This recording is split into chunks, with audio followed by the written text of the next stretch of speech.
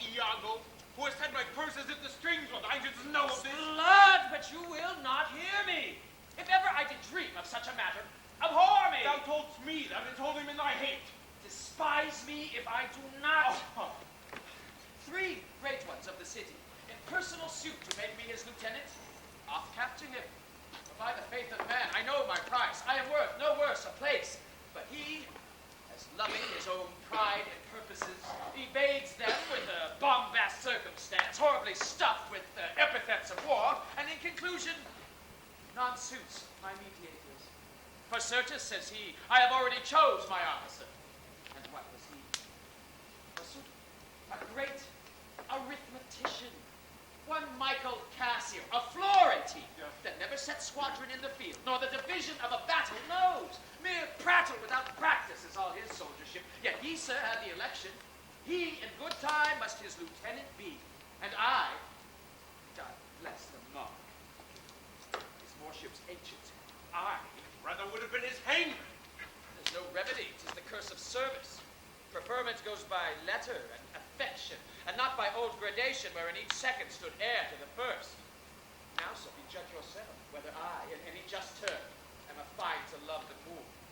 I would not follow him then. Sir, I follow him, serve my turn upon him. We cannot all be masters, nor all masters cannot be true father. You shall mark many a duteous and knee-crooking knave, who, doting on his obsequious bondage, wears out his time much like his master's ass, but not but provender. And when he's old, cashier. With me such honest knaves. Others there are who, trimmed in forms and visages of duty, keep yet their hearts attending on themselves, and throwing but shows of service to their lords, do well thrive by them, and when they have lined their coats, do themselves homage. These fellows have some soul, and such a one do I profess myself. But, sir, it is as sure as you are Rodrigo. Were I the Moor, I would not be Iago. In following him, I follow but myself. Heaven is my judge, not I for love and duty, but seeming so for my peculiar head. If I would wear my heart upon my sleeve, for daws to peck at, I am not what I am. Ah, what a full fortune does the ficklet owe if he can carry it thus. All of her father. Rouse him.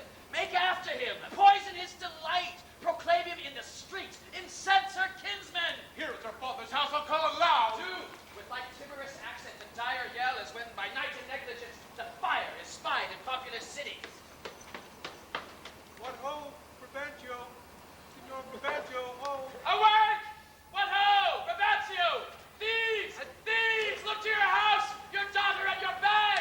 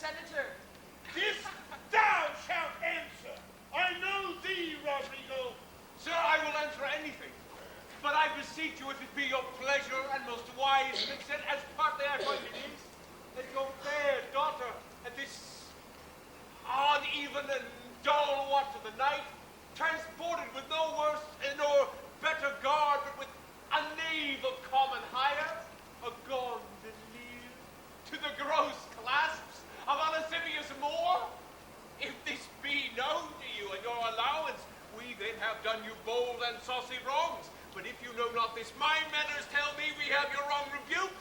Straight, satisfy yourself, if she be in the chamber or your house, then loose on me the justice of the state for thus deluding you.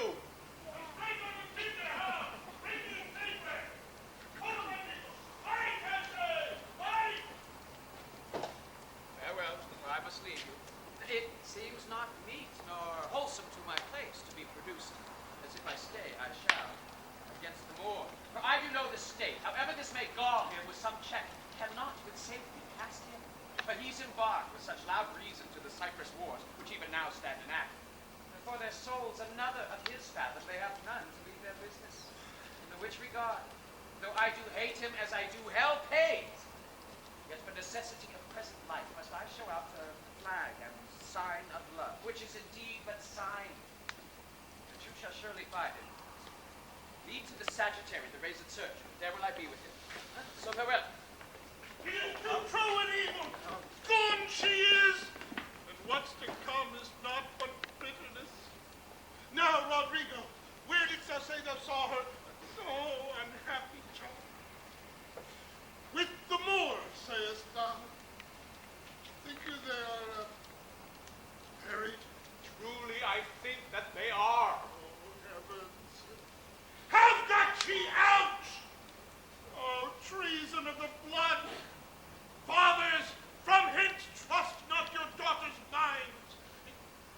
Do you know where we may apprehend her and the Moor? I think I can discover him, if you please, to get good guard and go along with me. Pray you lead on. At every house I'll call, I may command them both. Bring weapons! Up!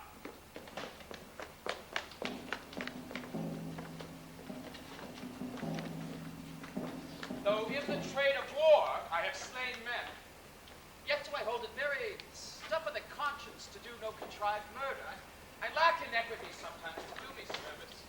9 or 10 times I had thought to have yerked him here under the ribs. 'Tis better as it is. Nay, but he prated and spoke such scurvy and provoking terms against your honor, that with the little godliness I have, I did full heart forbear him.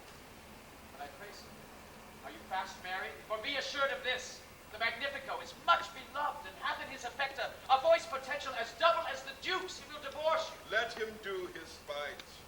My services which I have done the Signory shall outtongue his complaints. For no, Iago, but that I love the gentle Desdemona, I would not my unhoused free condition put into circumscription and confine for the sea's birth. Look, what lights from yon? Those are the racist father and his friends. You had best go in. Not I must be found. My parts, my title, and my living soul shall manifest me rightly. Is it they?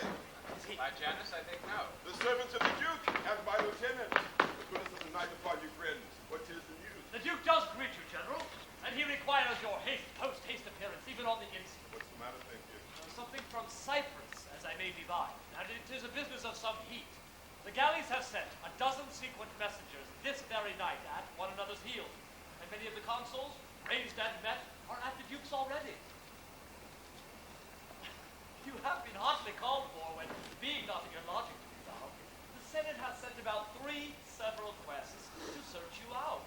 'Tis well I am found by you. I will spend a word here in the house and go with it. My lord, a good agent. What makes he here? Hey, he tonight hath boarded a land carriage. If it prove lawful prize, he's made No, forever. I don't understand. He's married. To whom? Married to... Come, where you go? Have with you. Oh, look, here comes another troop to seek for you. This the statue. General, be advised. He comes with a bad intent. Hold on, It is a war. Come, sir, I am for you. Speak up, your bright sword, for the Jew will rust it. Good signor, you shall more command with ears than with your weapon. Foul thief! Where hast thou stowed my daughter?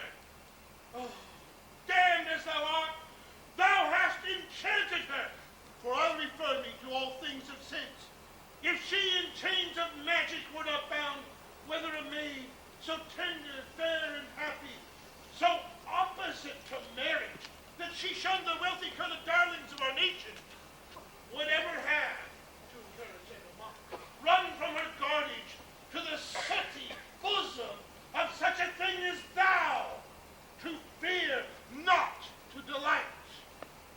Lay hold upon it. If he do resist, subdue him at his peril. Hold your hands, both you of my inclining and the rest.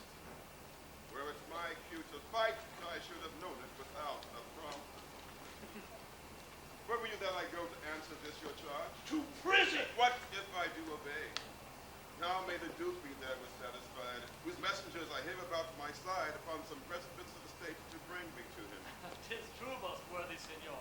The Duke is in council, and your noble self, I'm sure, is sent for. How? The Duke in council? In this time of the night? Bring him along. Mine's not an idle cause. The Duke himself, or any of my brothers of the state, cannot but feel this wrong as 'twere their own. For if such actions may have passage free, bond slaves and pagans shall our statesmen be.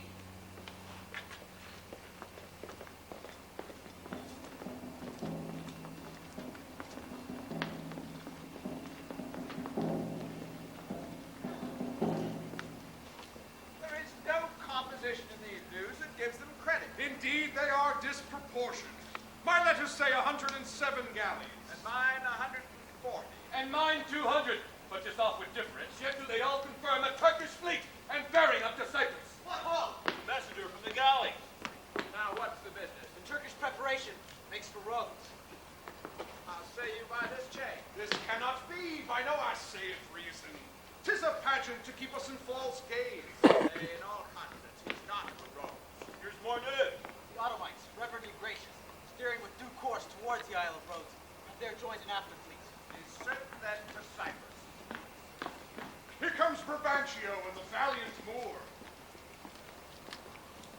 Valiant Othello, we must straight employ you against the general enemy Ottoman. I did not see you. Welcome, gentle Signor. We lacked your counsel and your help tonight. So did I yours. Why, what's the matter? My daughter. Oh, my daughter. Dead? To me, she is abused, stolen from me, corrupted by spells and medicines bought of mountebanks. Where he be that in this foul proceeding hath thus beguiled your daughter of herself and you of her, the bloody book of law you shall yourself read in its bitter letter after your own sense. Humbly Yea, I though our thank you. proper son stood in your action. Here is the man, this Moor, whom now it seems your special mandate for the state affairs hath hither brought. What in your own part can you say to this? Nothing, but it is so. Most potent, grave, and reverend seniors, my very noble and approved good master, that I obtained away this old man's daughter, it is most true. True, I have married her. The very head and front of my offending hath this extent, no more. Rude am I in my speech, and little blessed the soft praise of peace. And since these arms of mine had 7 years' pith, till now some 9 moons wasted, they have used their dearest action in their tinted field. And little of this great world can I speak more than pertains to feats of broil and battle, and therefore little shall I grace my cause in speaking for myself. Yet, by your gracious patience, I will around unvarnished tale deliver of my whole course of love. What drug, what charm, what conjuration, and what mighty magic, for such proceeding am I charged withal. I won his daughter. A maiden never bold, of spirit so still and quiet that her motion blushed at herself.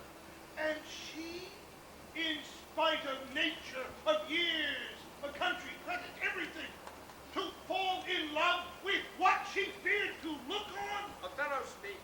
Did you by indirect and forced courses subdue and poison this young maid's affections, or came it by request that such fair question as so afforded? I do beseech you, send for the lady to the Sagittary, and let her speak of me before her father.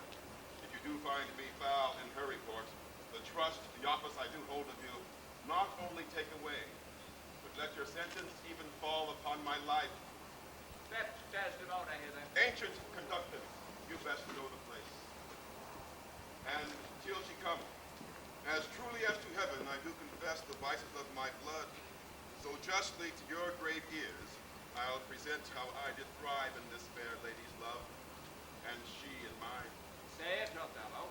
Her father loved me, oft invited me, still questioned me the story of my life from year to year, the battles, sieges, fortunes that I have passed.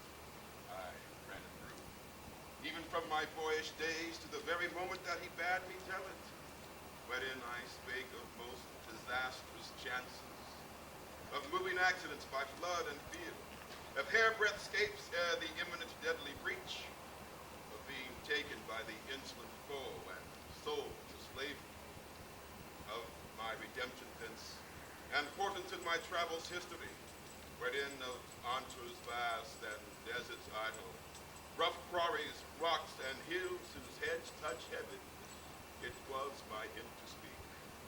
Such was the process, and of the men that each other eat, the anthropophagi, and men whose heads do grow beneath their shoulders. This to hear would Desdemona seriously incline. I often did gather of her tears when I did speak of some distressful stroke that my youth suffered. My story being done, she gave me for my pains a world of sighs. She swore in faith 'twas strange, 'twas passing strange, 'twas pitiful, 'twas wondrous pitiful. She wished she had not heard it, yet she wished heaven had made her such a man. She thanked and bade me, if I had a friend that loved her, I should but teach him how to tell my story, and that would woo her. Upon this hint I spake. She loved me for the dangers I had passed, and I loved her, and she did me. This only is the witchcraft I have used. Here comes the lady. Let her witness it. I think this tale would win my daughter too. Good, take up this mangled matter as the best. Men do their broken weapons rather use than their bare hands. Come hither, gentle mistress. Do you perceive in all this company where most you owe obedience? My noble father, I do perceive here a divided duty. To you I am bound for life and education. My life and education both do learn me how to respect you. For you are lord of all my duty, and I am hitherto your daughter. But here's my husband, and so much duty as my mother showed to you, preferring you before her father, so much I challenge that I may profess due to the more, my lord.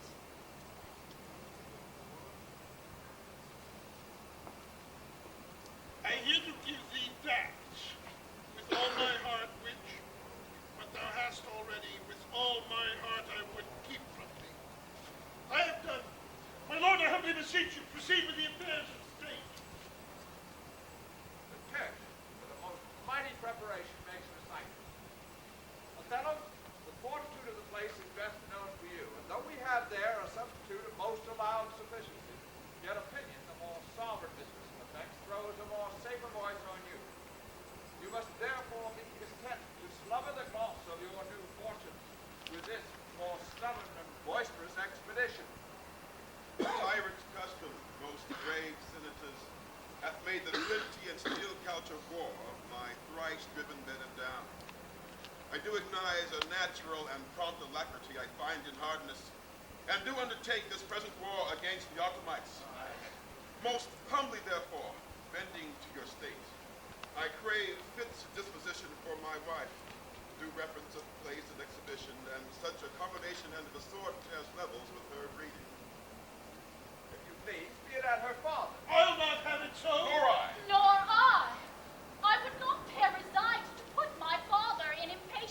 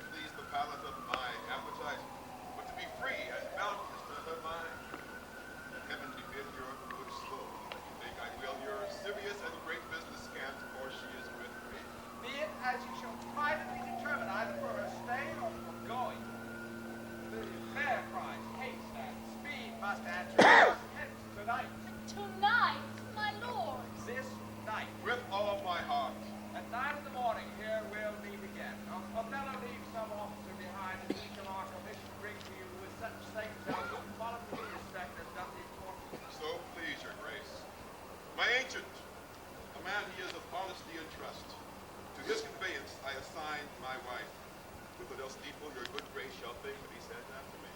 Let it be so. Good night to everyone. And, noble Signor, did virtue no delight in beauty, lad? Your son-in-law is far more fair than mine. Adieu, brave Moor. Use Desdemona well. Look to her more, if thou hast eyes to see. She has deceived her father. And may thee. My life upon her faith. Honest Iago, my Desdemona must I leave to thee. I prithee, let thy wife attend on her, and bring them after in the best advantage. Come, Desdemona, I have but an hour of love, of worldly matters and direction to spend with thee. We must obey the time. Iago, What sayest thou, noble heart? what will I do, thinkst thou? Do I go to bed and sleep? I will incontinently drown myself. If thou dost, I shall never love thee after. Why, thou sweet gentleman. It is silliness to live is torment. And then we have a prescription to die with death as our physician. Villainous! I have looked upon the world for 4 times 7 years, and since I could distinguish betwixt a benefit and an injury, I never found a man that knew how to love himself. Ere I would say I would drown myself for the love of a guinea hen, I would change my humanity with a baboon. Well, what should I do? I confess it is my shame to be so fond, but it is not in my virtue to offend this virtue. 'Tis in ourselves whether we are thus or thus. Our bodies are our gardens, to the which our wills gardeners. So that if we will plant nettles or sow lettuce, set hyssop or weed up thyme, supply it with one gender of herbs or distract it with many, either to have it sterile with idleness or manured with industry, why the power and corrigible authority of this lies in our wills. Come, be a man. It's merely a lust of the blood and a permission of the will. Drown thyself. Drown cats and blind puppies. I have professed me, my friend, I could never better stead thee than now. With money in thy purse, follow thou these wars. Defeat thy favor with a usurped beard. I say, put money in thy purse. It cannot be that Desdemona should long continue her love to the Moor. Put money in thy purse. Nor he his to her. It was a violent commencement, and thou shalt see an answerable sequestration. Put money in thy purse. These Moors are changeable in their wills. Fill thy purse with money. She must change for you. When she is sated with his body, she will find the error of her choice. Therefore, put money in thy purse. If thou wilt needs damn thyself, do it a more delicate way than drowning. Make all the money thou canst. Thou shalt enjoy her. Therefore, make money. Wilt thou be fast to my hopes if I depend on the issue? Thou art sure of me. Go, provide thy money. I have told thee often, and I retell thee again and again, I hate the Moor. My cause is hard, and thine hath no less reason. Let us be conjunctive in our revenge against him. If thou canst crumble him, thou dost thyself a pleasure. Me, a sport. There are many events in the womb of time which will you deliver. Traverse. Go, provide thy money. We shall have more of this tomorrow, eh? Adieu. Where shall we meet in the morning? My lodging. I'll be with thee, but Go to. Farewell. Do you hear, Rodrigo? what say you? No more of drowning, eh? Do you hear? I am changed. Go to. Farewell. Put money enough in thy purse. I'll sell my land. Thus do I ever make my fool. My purse. For I, mine own gained knowledge would profane, should I time expend with such a snipe. But for my sport. I hate the Lord. And it is thought abroad that twixt my sheets he's done my office. I know not if it be true, but I, for mere suspicion in that kind, will do as it for surety. He holds me well. Better shall my purpose work on him. Cassio's a proper man, you see. To get his place and plume up my will in double knavery. How? After some time, to abuse Othello's ear that he is too familiar with his wife. He hath a person and smooth disposed to be suspected, framed to make women false.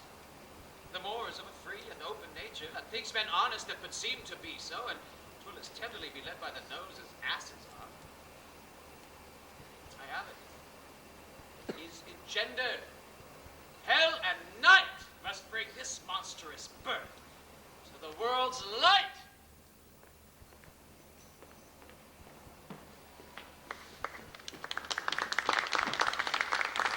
What from the cape can you discern at sea? Nothing at all! It is a high-wrought plot! I cannot twixt the heaven and the main descry a sail! Methinks the wind is blown out at land, a full of blast ever shook our battlements. If that the Turkish fleet be not in shelter and in bed, they are drowned. It is impossible they bear it out. News, lads! Our wars are done! The desperate tempest has so banged the Turks that their assignment halts. A noble ship of Venice has seen a grievous rack and sufferance on most part of her fleet. How? Is this true? The ship is here put in. A Baronessa, Michael Cassio, lieutenant to the warlike Othello, has come on shore. Moore himself at sea, and is in full commission, here for Cyprus. I'm glad on it is a wary governor. But this same Cassio, though he speaks of comfort touching the Turkish loss, yet he looks sadly and prays the Moor be safe, for they were parts of a foul and violent tempest. Pray heaven he be, for I have served him, and the man commands like a full soldier. Come, let's do the seaside hoe, as well to see the vessels that come in, as to throw out our eyes for brave Othello. Come, let's do so. Every minute, expect to see a Moor ride. I see the valiant on the warlike isle that so approved the war. Or let the heavens give him defense against these elements, for I've lost him on a dangerous sea. Is he well shipped? But his bark is stoutly timbered, and his pilot a very expert and approved allowance. Therefore, my hopes, not surfeited to death, stand in bold cure. What noise? The town is empty! On the brow of the sea stand ranks of people, and they cry a sail! I hope to shape him for the governor. They do discharge their shots of courtesy! Our friends, at least! I pray you, sir, go forth and give us food. Tis that is arrived. Shall. But good lieutenant, is your general wise? Most fortunately, he hath achieved a maid that paragons description and wild fame, one that excels the quirks of laboring heads. But how now, who's put in? Tis what Iago, ancient to the general. Is that most favorable and happy speed?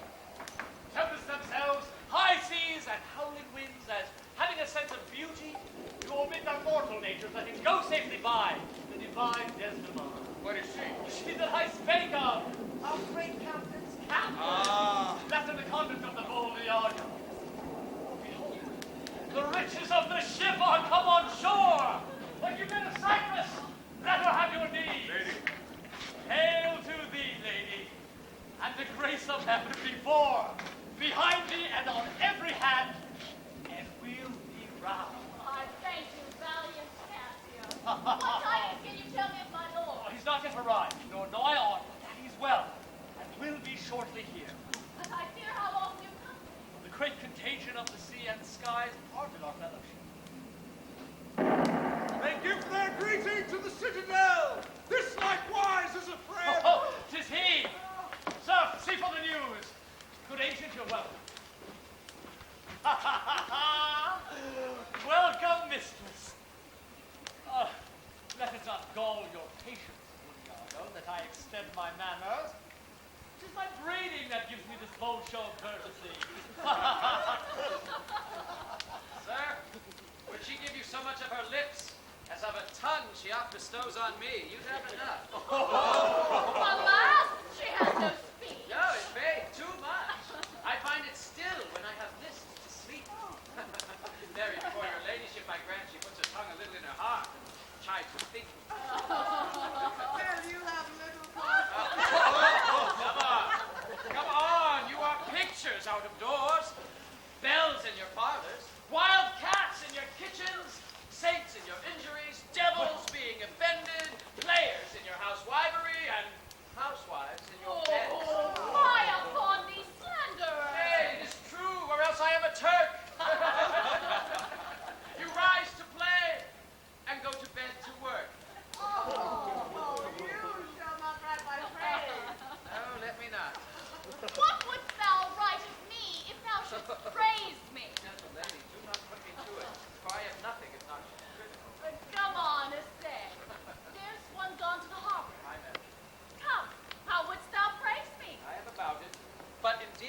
invention comes from my pate as birdlime does from freeze. It plucks out brains and all. But my muse labors, and thus she is healed. If she be fair and wise, fairness and wit, the one's for use, the other useth it. Well praised. How if she be black and witty? If she be black, and there to have a wit, she'll find a wife that shall have blackness wit. Oh, worse and worse. How if she be fair and foolish? She never yet was foolish that was fair, but even her folly helped her to an heir. These are only fond paradoxes to make fools laugh in the alehouse. What miserable praise hast thou for her that's foul and foolish? There's none so foul and foolish thereunto, but does foul pranks, which fair and wise ones do. Oh, a lame and impotent conclusion. Do not learn of him, Emilia, though he be thy husband. How say you, Cassio? Madam? Is he not most profane and liberal counselor? He speaks well, madam. You may relish him more in the soldier than in the scholar. Takes her by the palm. Aye, well said.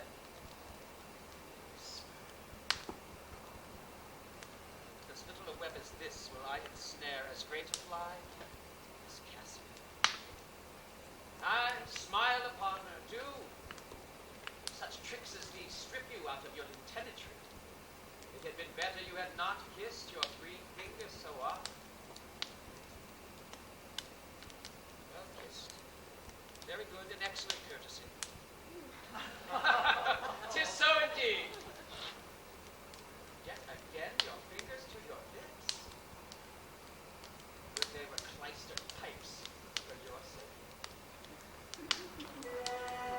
The more! I know his trumpet! 'Tis truly so. Let's meet him and receive him. But lo, where he comes! Oh, my fair warrior! My dear Othello. It gives me wonder great is my content to see you here before me. Oh, my soul's joy. If after every tempest comes such calms, may the winds blow till they have wakened death, and let the laboring bark climb hills of seas Olympus high, and duck again as low as hell's from heaven. If it were now to die, it would now be most happy, for I fear my soul hath her content so absolute, that another comfort like to this succeeds in unknown things. The heavens forbid, but that our loves and comforts should increase, even as our days do grow. Amen to that, sweet powers. I cannot speak enough of this content. It stops me here. It is too much of joy. And this. And this. The greatest discourse be that e'er our heart shall make.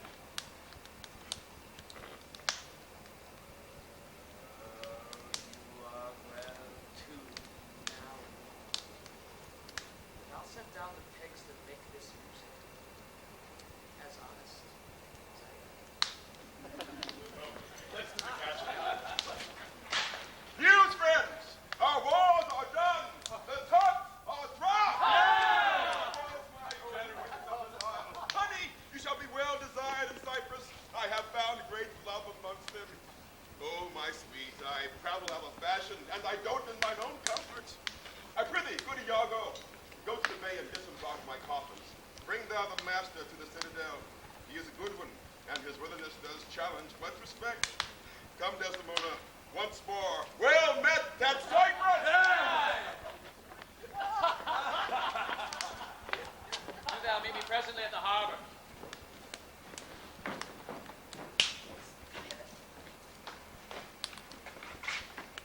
If thou beest valiant, as they say, base men being in love have then a nobility in their natures more than is native to them.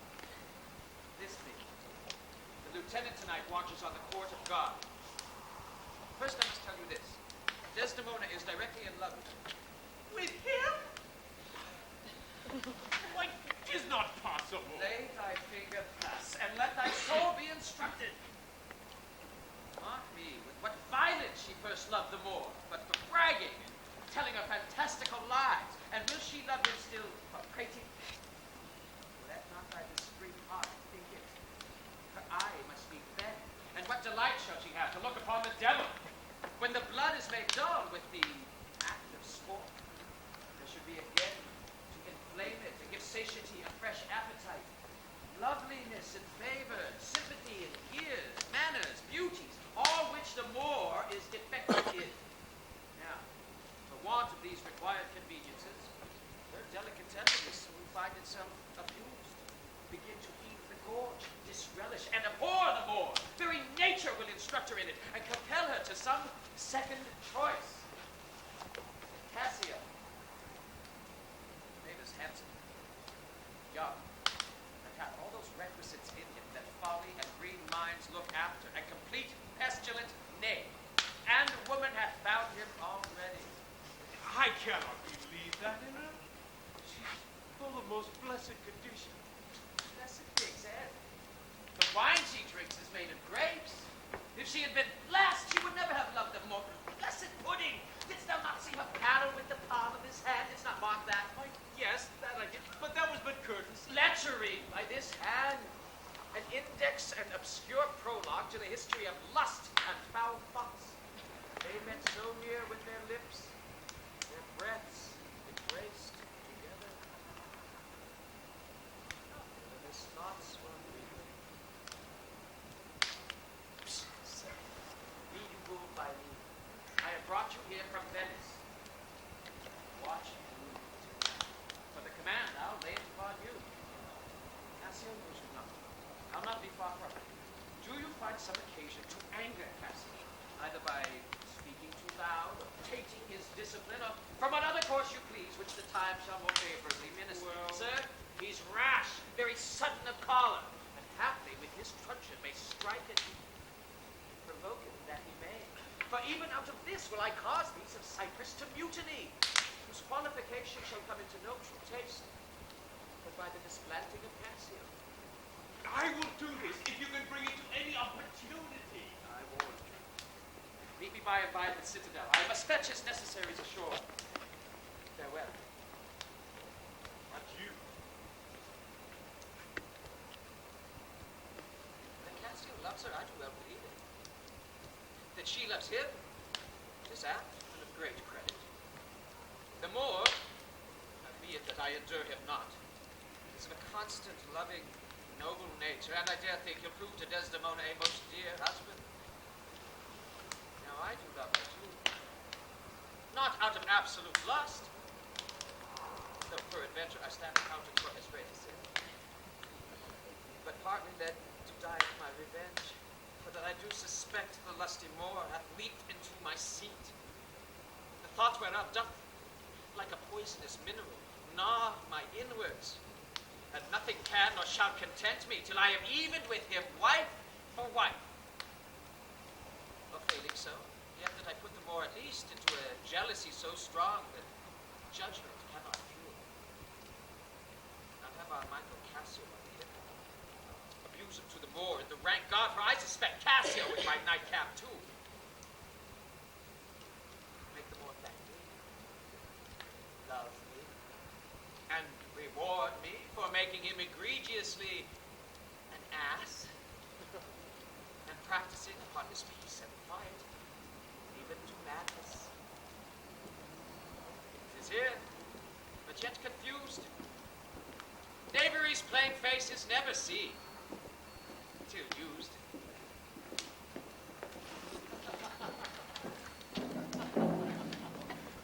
Good, Michael. Look you to the guard tonight. Let's teach ourselves that honorable stuff, not to outsport discretion. Iago had direction what to do, but notwithstanding, with my personal eye will I look to it. Iago is most honest. Michael, good night. Tomorrow at your earliest, let me have speech with you. Come, my dear love. The purchase made, the fruits are to ensue. That profits yet to come. We need. Good night. My lord?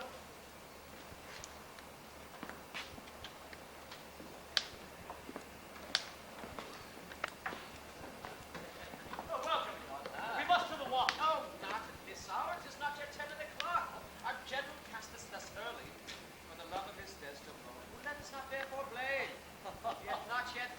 in the night with her, and she is sport for Joe. She's a most exquisite. And thou warest her full of game. She is a most fresh and delicate creature. What an eye she has. Methinks it sounds a parley to provocation. An inviting eye. And yet methinks right modest. And when she speaks, is it not an alarm to love? Well, happiness to their sheets. Come, Lieutenant, I have a stoup of wine, and here without are a brace of cypress gallants. Have a maid, have a measure. I have very tall and unhappy brains for drinking. I could well wish courtesy would invent some on a custom of entertainment. And there are friends. Oh, I but one cup. I'll drink for you. I have drunk but one cup tonight. Yes, I behold what innovation it makes here. No, I am unfortunate in this infirmity and dare not cast my weakness.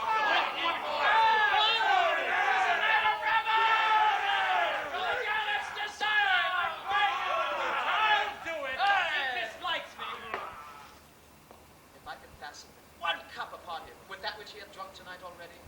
He'll be as full of quarrel and offense as my young mistress's dog. Now my sick fool Rodrigo, love hath turned almost the wrong side out. To Desdemona hath tonight caroused potations bottle deep. He's to watch. 3 else of Cyprus, noble swelling spirits all, that hold their honors at a wary distance. The very elements of this warlike isle have I tonight flustered with flowing cups, and they watch too. Now, amongst this flock of drunkards, am I to put our Cassio into some action that may offend the isle? If consequence do but approve my dream, my boat sails freely, both with wind and stream. Oh, God, you've given me a rousing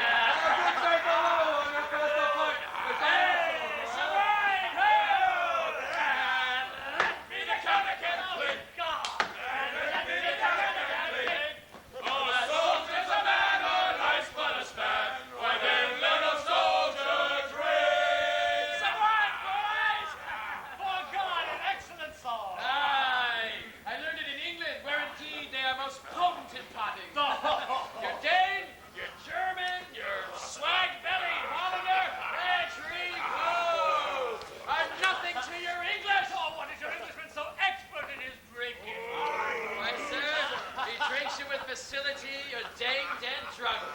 He sweats not to overthrow your Almeida. He gives your Hollander a vomit, and the next bottle can be filled. Well, gentlemen, a health to our general. I'm born, Lieutenant, and I'll do you justice. King Stephen was a worthy peer. His riches cost him but a crown. He held them sixpence all too dear. With that he called the tailor round. Oh, God, more exquisite song than the other. Will you hear it again? No! King Stephen was a worthy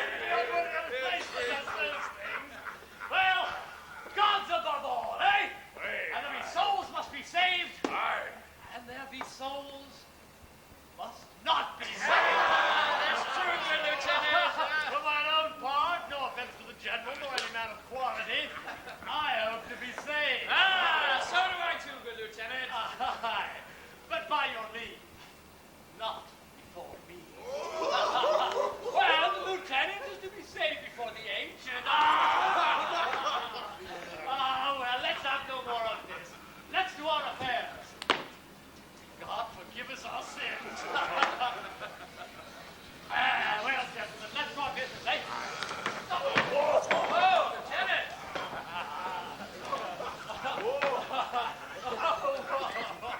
Well, gentlemen, you must not think that I'm drunk. This is my ancient. This is my right hand. And this my left.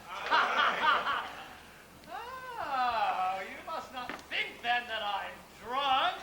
Why, I speak well enough, and I stand well enough. Excellent way. Why, very well. You must not think that I am drunk.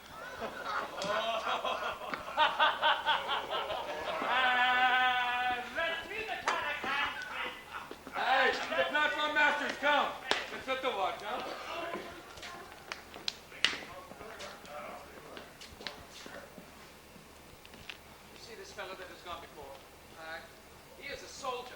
stand by Caesar and give direction. Do but see his vice. 'Tis pity of him. I fear the trust Othello puts in him on some odd time of his infirmity will shake this island. But is he often thus? Is evermore the prologue to his sleep. It were well the general will put mind to it. Perhaps he sees it not, or his good nature prizes the virtue that appears in Cassio, and looks not on his evil. Not this true? Now, Rodrigo, after the lieutenant, I pray you go! It is great pity that the noble Moor should hazard such a place as his own second, with one of ingraft infirmity. It were an honest action to say so to the Moor. Not I for this fair island, for I do love Cassio well and would do much to cure him of this evil. Ah, what noise? So you rogue, you rascal! What's the matter, Lieutenant? The knave teach me to sing. Since I'll beat the knave into 3/4 time. Me? Just a prate rogue. Master, Lieutenant, I pray you, sir, hold your hand. Let go of me, man. I'll knock you on the master. Lieutenant, you're drunk. Drunk? Cry out to mutiny. Go. Hey, good lieutenant, hold, sir. Hold, lieutenant. Gentlemen, please. Oh, here's the goodly watching. Hold, sir. Hold. Who is it that brings the bell? Diablo, hold the town and rise. Hold, good lieutenant, it will be shaken forever. Get out of here. Lieutenant, hold, sir. Hold. Have you forgotten the sense of place and duty? Hold, for shame, the general speaks to you. For we turn Turks and to ourselves as that which heaven The weapons, hath our boy. given us rights. Lieutenant! Risk and shame put by this barbarous brawl. He that stirs next to car for his own rage holds his soul light. He dies upon his motion. Silence that dreadful bell. It frights the owl from her propriety. What is the matter, masters?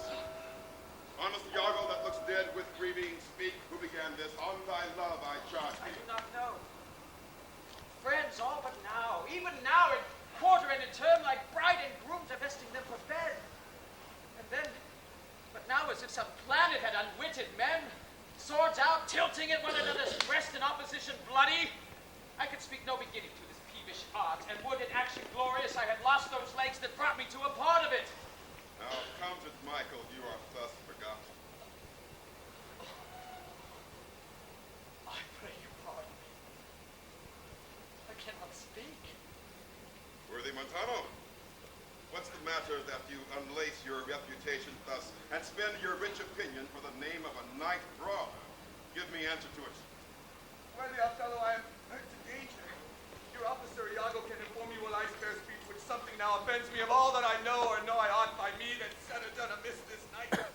Unless self-charity be sometimes a vice, and to defend ourselves it be a sin when violence assails us. Now, by heaven, my blood begins my safer guides to rule, and passion, having my best judgment colleague, essays to lead the way. Zounds! If I stir, or do but lift this arm, the best of you shall sink in my rebuke. Give me to know how this foul rout began.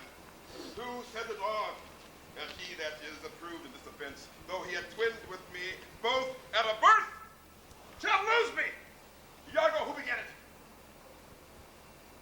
I'd rather have this tongue cut from my mouth than it should do offense to Michael Cassio. Yet I persuade myself to speak the truth, so nothing wrong. This it is, gentlemen. Montano and myself being in speech, there comes this fellow crying out for help, and Cassio following with determined sword to execute upon him. So this gentleman steps into Cassio and entreats his pardon. Myself, the crying fellow, did pursue, lest by his clamor, as it so fell out, the town might fall in fright. He, being swift of foot, outran my purpose, and I returned the rather for that I heard the clink and fall of swords, and Cassio high an oath, which till tonight I ne'er might say before.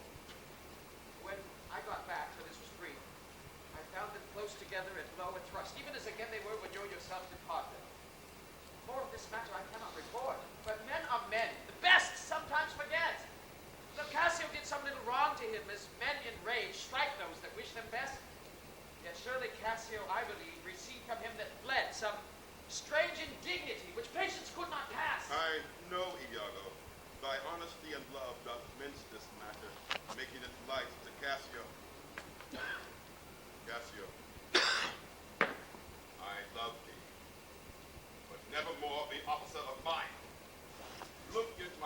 rod be not raised up, I'll make thee an example. What is the matter, dear? All's well now, sweeting. Come away to bed. Sir, before your hurts, myself will be your surgeon.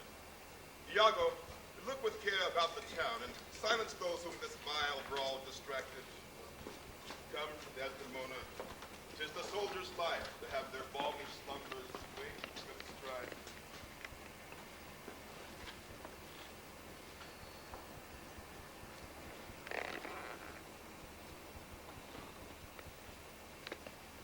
What art thou hurt, Lieutenant? Past all surgery. God forbid.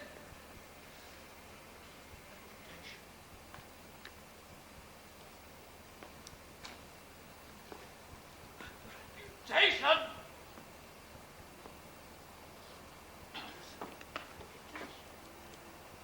I have lost my reputation.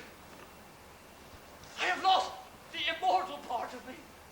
And what remains is bestial. My reputation, Iago.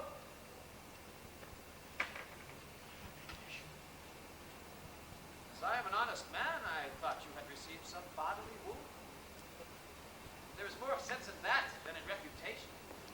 Reputation is an idle and most false position, often got without merit and lost without deserving. You have lost no reputation at all, unless you repute yourself such a loser. But man, there are ways to recover the general. Sue to him again and he's yours. I would rather sue to be despised than to deceive so good a commander, with so slight, so drunken, and so indiscreet a voice. Drunk! Oh, and speak parrot. Squabble, swagger, and swear. Thou invisible spirit of wine, thou hast no name to be known by. Let us call thee devil. What was he that you followed with your sword? What had he done to I you? know not. Is it possible? I remember a mass of things. Nothing. A quarrel. Something fearful. God! That men should put an enemy in her mouths to steal away their brains. We should with joy, pleasance, revel, and applause transform ourselves into beasts. You are too severe a moral. Come, come, good wine is a good familiar creature if it be well used. Exclaim no more against it. Good lieutenant. Make me think I love you. I will approve. I drunk? You or any man living may be drunk at a time, man. I'll tell you what you shall do. Our general's wife is now the general. I may say so in this respect, for that he hath devoted and given up himself to the contemplation, mark, and denotment of her parts and graces. Confess yourself freely to her. Importune her help to put you in your place again. She is of so free, so kind, so apt, so blessed a disposition. She holds it a vice in her goodness not to do more than she is requested. This broken joint between you and her husband, entreat her to splinter. And my fortune against any lay worth naming, this crack of your love shall grow stronger than it was before. Oh! You advise me well. I protest to the sincerity of love and honest kindness. Oh! Ah, good night. Honest Iago.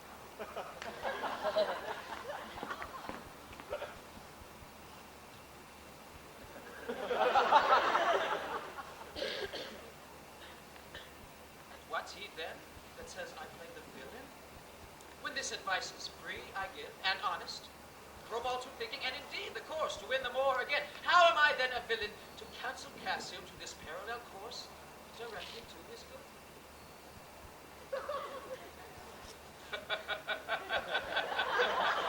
Divinity of hell! When devils will the blackest sins put on, they do suggest at first heavenly shows, as I do now.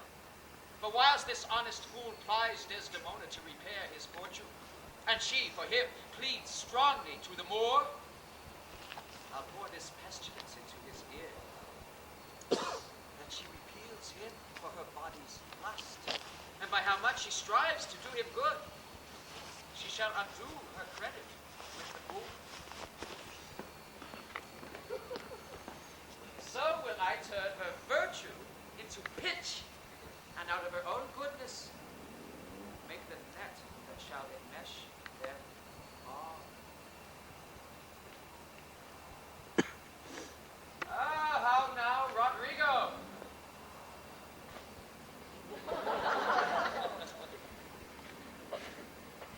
I do follow here at the chase, not like a hound that hunts, one that fills up the cry. My money is almost spent. I've been tonight exceedingly well, Colonel. And I do think the issue will be I shall have so much experience for my pains. And so with no money at all, a little more wit, turn again to bliss. How poor are they that have not patience? What wound did ever heal but by degrees? Thou knowest we work by wit, and not by witchcraft, and wit depends on dilatory time. Does it not go well? Cassio hath beaten thee, and now by that small hurt hath cashiered Cassio. Away, I say, thou shalt no more hereafter. Nay, get thee gone. Two things remain to be done. My wife must move for Cassio to her mistress, etc. Myself, the while, to draw the boar apart and bring him chump when he may Cassio find soliciting his wife. Aye, that's the way. It's all not devised by coldness and delay.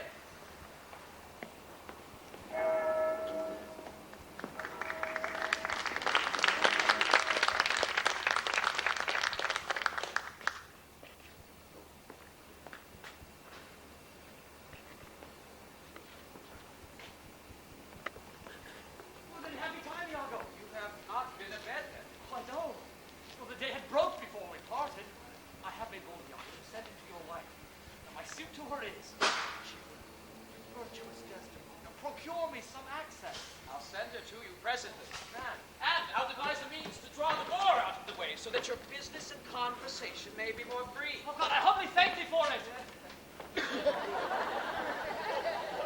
I never knew a Florentine more kind and honest. Good morrow, good lieutenant. Good morrow, madam. I am sorry for your displeasure, but all will soon be well. The general and his wife have talked about it, and she speaks of you stoutly. The Moor replies that he is of great fame in Cyprus and great community, and that he holds the wisdom he might not refuse you, but he protests he loves you, and needs no other suitor but his likeness to take the same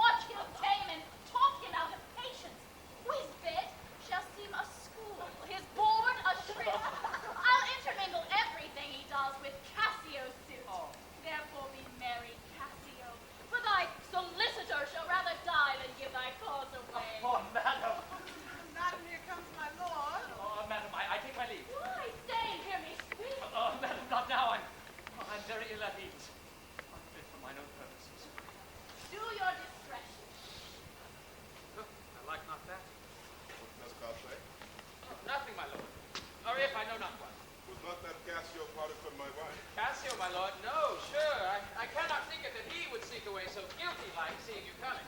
I do believe 'twas he. How now, my lord?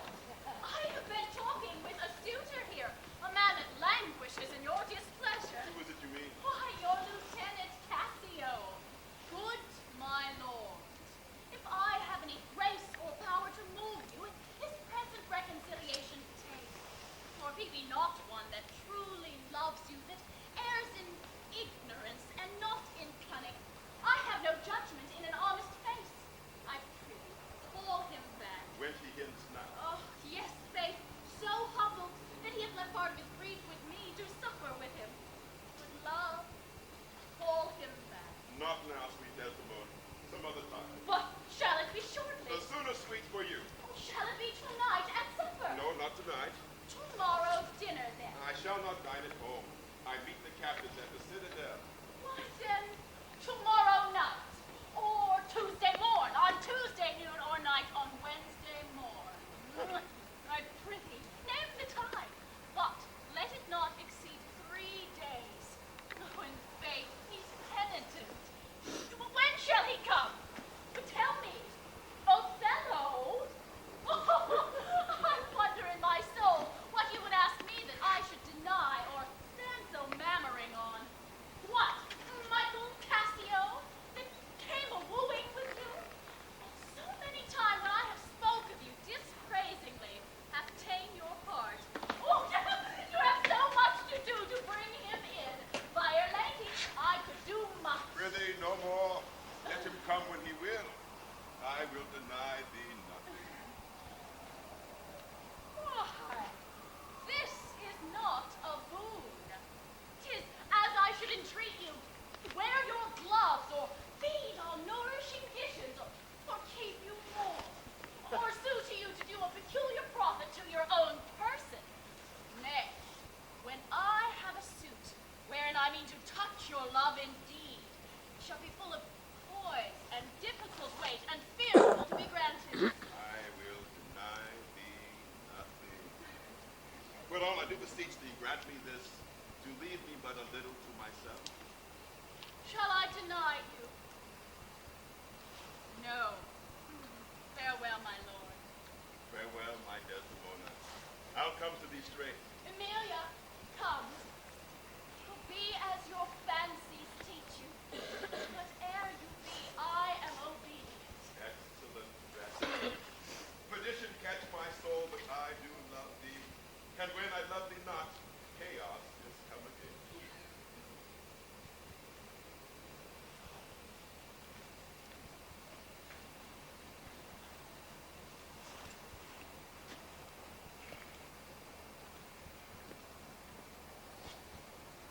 My noble lord, What dost thou say, Iago?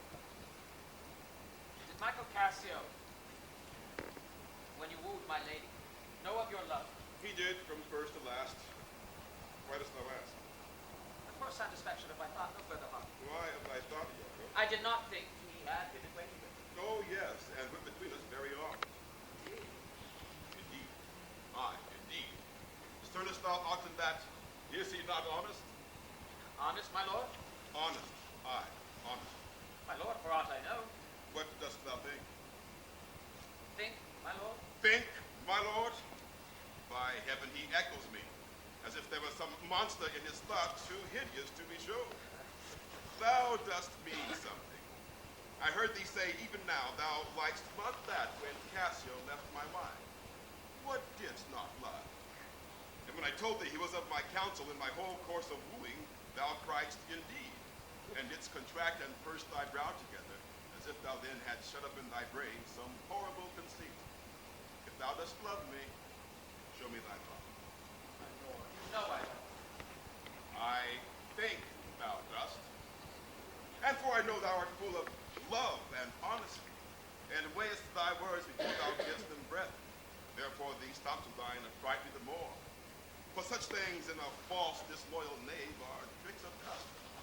But in a man that's just, they are close dilation, working from the heart, that passion cannot rule. Michael Cassio, I dare be sworn I think that he is honest. I think so too. Men should be what they seem. Those that be not, would they might seem none. Certain men should be what they see. Why, then I think Cassio's an honest man. Yea, yet there's more in this. I prithee, speak to me as to thy thinkings, as thou dost ruminate, and give thy worst of thoughts the worst of words. My lord, pardon. Though I am bound to every act of duty, I am not bound to that all slaves are free to. Utter my thoughts. I say they are vile and false. As where's that palace whereunto foul thoughts sometimes intrude not? Who has a breast so pure? But some uncleanly apprehensions keep leets and law days, and in session sit with meditations lost. Thou dost conspire against thy friend, Iago. If thou but thinkst him wrong, and makest his ear a stranger to thy thought. Though I perchance am vicious in my guess, as I confess, it is my nature's plague to spy into abuses, and of my jealousy shapes faults that are not. But your wisdom, then, from one who so imperfectly conjects, would take no notice, nor build yourself a trouble out of his scattering and unsure observances. It were not for your quiet, nor your good, nor for my honesty, manhood, and wisdom to let you know my thoughts. What dost thou mean? Good name in man and woman, dear my lord, is the immediate jewel of their souls. Who steals my purse, steals trash. 'Tis something nothing. 'Twas mine, 'tis his, and has been slave to thousands. But he that filches from me my good name robs me of that which not enriches him, and makes me poor indeed. By heaven, I'll know thy thoughts. You cannot, if my heart were in your hand, nor shall not while 'tis in my custody. Beware, my lord, of jealousy. It is the green-eyed monster that doth mock the meat it feeds on. That cuckold lives in bliss, who certain of his faith loves not his wronger. But oh, what damned minutes tells he o'er who dotes, yet doubts, suspects, yet fondly loves. Misery. Good God, the souls of all my tribe defend from jealousy. Why? Why is this? Thinkst thou I make a life of jealousy, to follow still the changes of the moon with fresh suspicions? No. 'Tis not to make me jealous to say my wife is fair. Love's company is free of speech, sings, plays, and dances well. Where virtue is, these are more virtuous. Nor from my own weak merits will I draw the smallest fear or doubt of her revolt, for she had eyes, and chose me. No, Iago, I'll see before I doubt. When I doubt, prove. And on the proof there is no more but this, away at once with love or jealousy. I'm glad of this. For now I shall have reason to show the love and duty that I bear you with franker spirit. Therefore, as I am bound, receive it from me. I speak not yet of proof. Look to your wife. Observe her well, Cassio.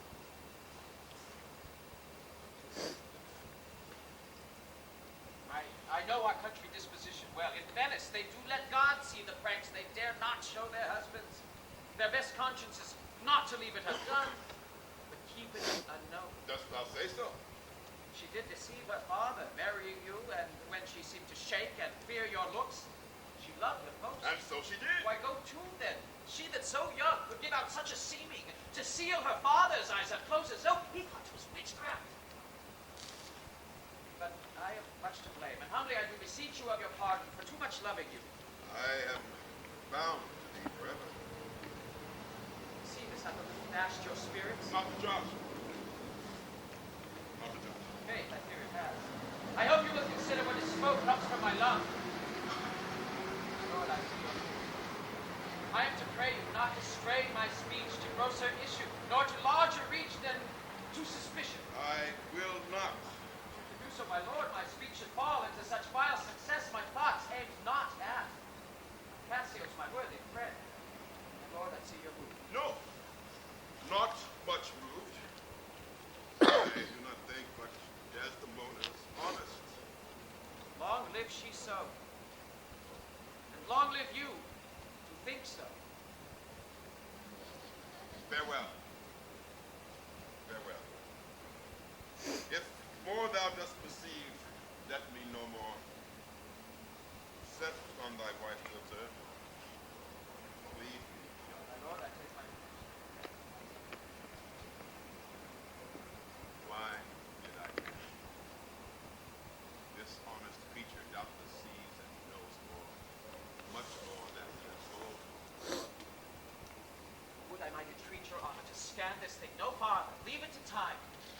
Although 'tis fit that Cassio have this place, for sure he fills it up with great ability. Yet if you please to hold him off a while, you may by that perceive him and his means. Note if your lady strain his entertainment with any strong or vehement importunity. Much will be seen in that. In the meantime, let me be thought too busy in my fears, as worthy cause I have to fear I am. And hold her free, I do beseech your honor. Fear not, my God. Once again, I take my leave.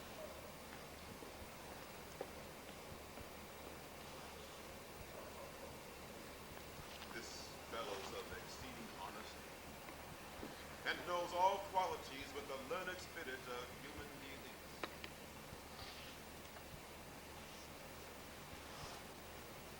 If I do prove her haggard, though that her jesses were my dear heartstrings, I'd whistle her off and let her down the wind to prey at fortune.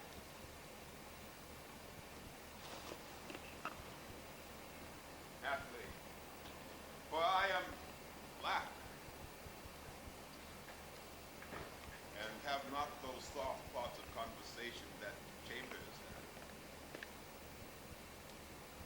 For I am blind to the veil of years, yet that's not much. She's gone. I am abused, and my relief must be to loathe her. Oh, curse of marriage, that we can call these delicate creatures ours and not their appetites. I had rather be atoned and live upon the vapor of a dungeon than keep a corner in the thing I love for others. Look where she comes.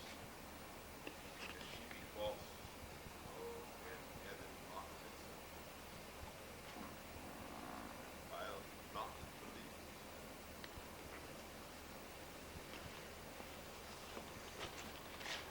Oh no! Dear Othello! Your dinner, and the generous islanders by you invited to attend your presence. I am to blame. Why do you speak so faintly?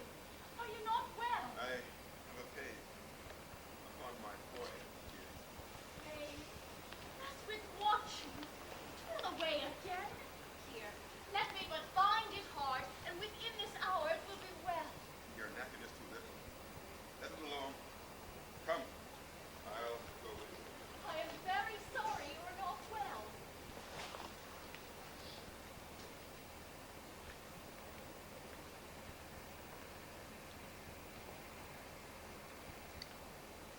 I am glad I have found this napkin. This was her first remembrance from the war. My wayward husband hath 100 times wooed me to steal it.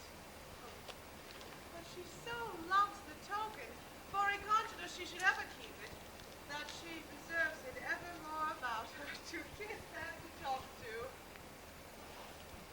I'll have the work taken out and give it Iago. What he will do with it, heaven knows, not I. I, nothing but to please his fantasy. Now, but you here alone? Do not you chide. I have a thing for you. Thing for me. 'Tis a common thing Ah, to have a foolish wife. that's all. What will you give me now for that same handkerchief? What handkerchief? What handkerchief? One that the Moor first gave to Desdemona. That would show off that you did bid me steal. Hast stolen it from her? Oh, faith. She let me drop my negligence, and I, to the advantage of being here, took it up.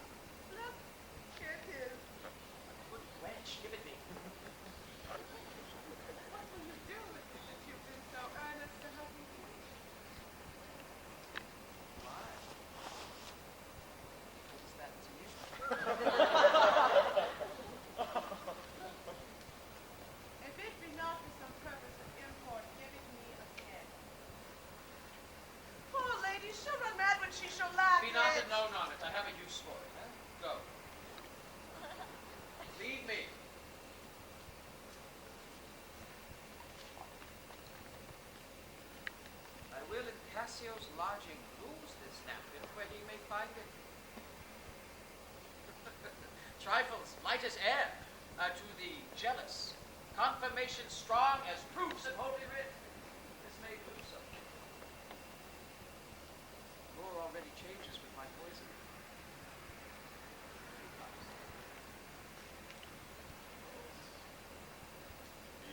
Now, General, no more of that. Avaunt! Begone! Thou hast set me on the rack. I swear 'tis better to be much abused than but to know it a little. Ah, my lord. What sense had I of her stolen hours of lust? I saw it not, thought it not, it harmed not me. I slept the next night well, was free and merry. I found not Cassio's kisses on her lips. He that is robbed, not wanting what is stolen, let him not know it, and he's not robbed at all. I had been happy if the general camp, pioneers and all, had tasted her sweet body. So I had nothing, no. Now, forever, farewell that tranquil mind. Farewell content. Farewell the plumed troops and the big wars that make ambition virtue. Oh, farewell. Farewell the neighing steed and the shrill trump, the ear-piercing fife, the royal banner, and all quality, pride, pomp, and circumstance of glorious war. And oh, you mortal engines, whose rude throats the immortal droves dread, clamors counterfeit. Farewell! Othello's occupation. God! My lord, is it possible? Villain! Be sure thou prove my love more. Be sure of it. Give me the ocular proof, for by the worth of mine eternal soul, thou hadst been better have been born a dog than answer my weight wrath. This had come to this! Give me to see it, or at the least so prove it, that the probation bear no hinge, nor loop that hangeth down on, or woe upon thy life! If thou dost slander her and torture me, never pray more. Abandon all remorse! Grace!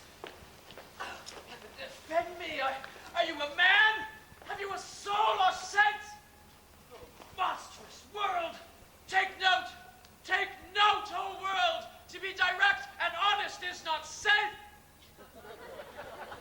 I thank you for this prophet, and from hence I'll love no friend, since love breeds such offense. Nay, stay.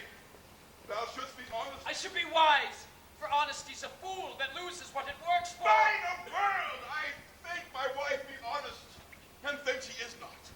I think that thou art just, and think thou art not. I'll have some proof.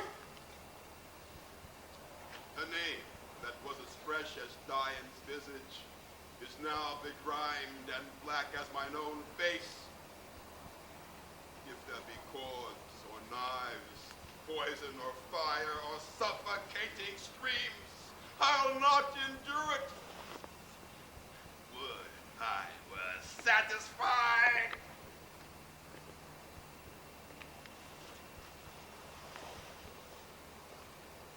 Lord, I see you are eaten up with passion, and I do repent me that I put it to you. You will be satisfied? Would? Nay, I will. And may. But how, my lord? How satisfied? Would you, the supervisor, grossly gape on, behold her tongue? Yes, and nation. For a tedious difficulty, I think, to bring them to that prospect. What then? How then? What shall I say? Where's satisfaction? It were impossible you should see this, were they as prime as goats, as hot as monkeys, as salt as wolves in pride, and fools as gross as ignorance make drunk. But yet I say, if imputation and strong circumstance, which lead directly to the door of truth, will give you satisfaction, you might have it. Give me a living reason she's disloyal. I do not like the office.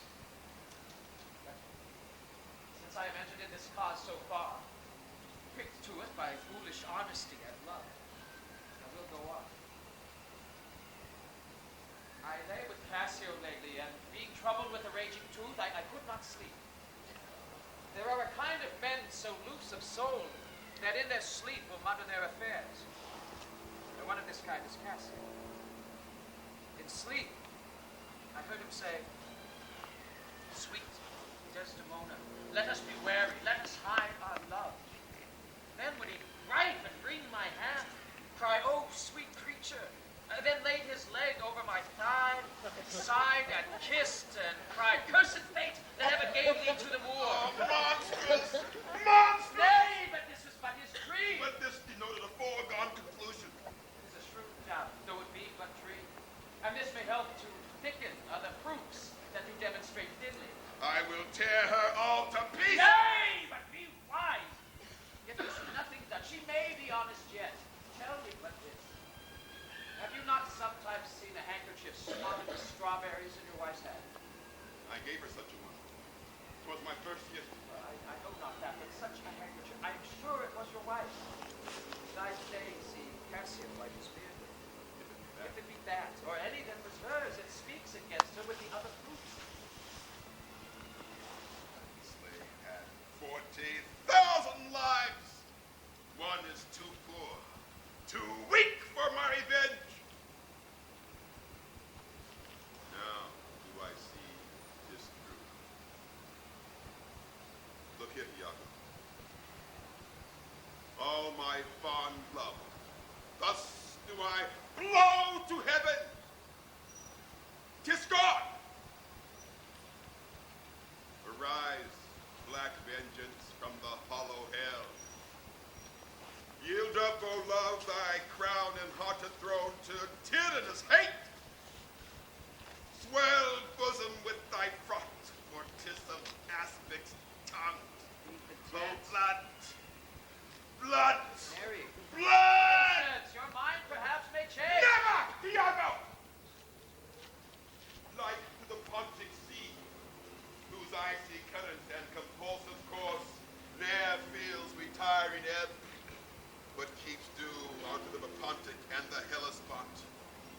Even so, my bloody thoughts with violent pace shall ne'er look back, ne'er ebb to humble long, till that a capable and wide revenge swallow them up.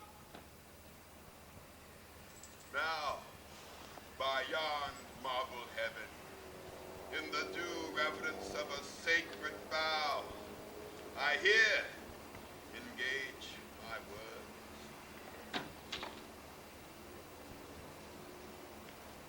Do not rise yet. Witness, you ever-burning lights above, you elements that clip us round about. Witness here that Iago doth give up the execution of his wit, hands, heart, to wronged Othello's service. Let him command, and to obey shall be in me remorse. What bloody business ever. I greet thy love, not with vain thanks, but with acceptance bounteous, and will upon the instant put thee to it. Within these 3 days, let me hear thee say that Cassio's not alive. My friend is dead. It's done at your request. Let her live. Damn her! Blue minx! Oh, damn her! Damn her! I will withdraw to furnish me with some swift means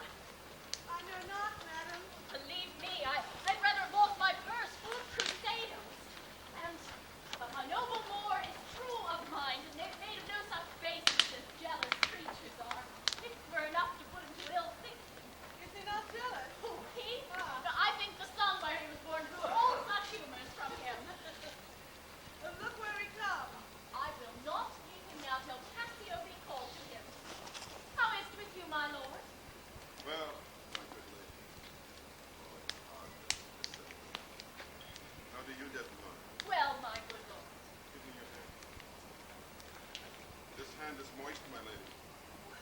Yes, of no age, nor know no sorrow. This argues fruitfulness and liberal heart. Hot, hot, and moist. This hand of yours requires us much of liberty. Fasting and prayer. Well, there's a young and sweating devil here that commonly rebels. Just a good hand. Frank one. You may indeed say so, for 'twas that hand that gave away my heart. A liberal hand. The hearts of old gave hands, but our new heraldry is hands, not hearts. I cannot speak of this. Come now, your promise. What promise, Chuck? I have sent to bid Cassio come speak with you. I have a salt and sorry room offends me. Lend me thy hand. Here, my lord. That which I gave you. I have it not about me. Not? No, faith, my lord. That is a fault. That handkerchief that an Egyptian to my mother gave. She was a charmer and could almost read the thoughts of people. She told her while she kept it would make her amiable and do my father entirely to her love. But if she lost it, or made a gift of it, my father's eye should hold her loathing, and his spirits should hunt after new fancies. She died, gave it me, and bid me, when my fate would have me why, give it her. I did so, and take heed on't, make it a darling like your precious eye. To lose it or give it away were such perdition as nothing else could match. It's possible. 'Tis true, there's magic in the web of it. Indeed, it's true. Most veritable. Therefore look to it well. Then would to God I'd never seen it. Ha! Wherefore? Why do you speak so startlingly and rash? It's lost. It's gone. Speak! Is it out of the way? Heaven bless us. Say you! It is not lost. But what if it were? How? I say it is not lost. Fetch it. Let me see it. Why, so I can, sir. But I will not now. This is a trick to put me from my suit. I pray you let Cassio be received again. Fetch me the handkerchief. My mind misgives. Come, Bob, you'll never meet a more sufficient man. The handkerchief. They talk me of Cassio, The a handkerchief. man who all his time has founded his good fortunes on your love, shared dangers with you. The handkerchief. Faith, you are to blame. Sir!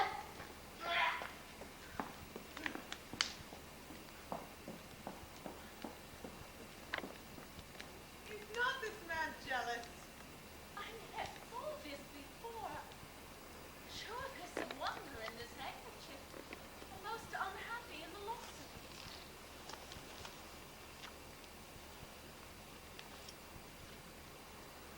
Tis not a year to show such a man. They are all but stomachs, and we all but food. They eat us hungrily, and when they are full, they belch us. Cassio and my husband. There is no other way. 'Tis she must do it. Blow the hat.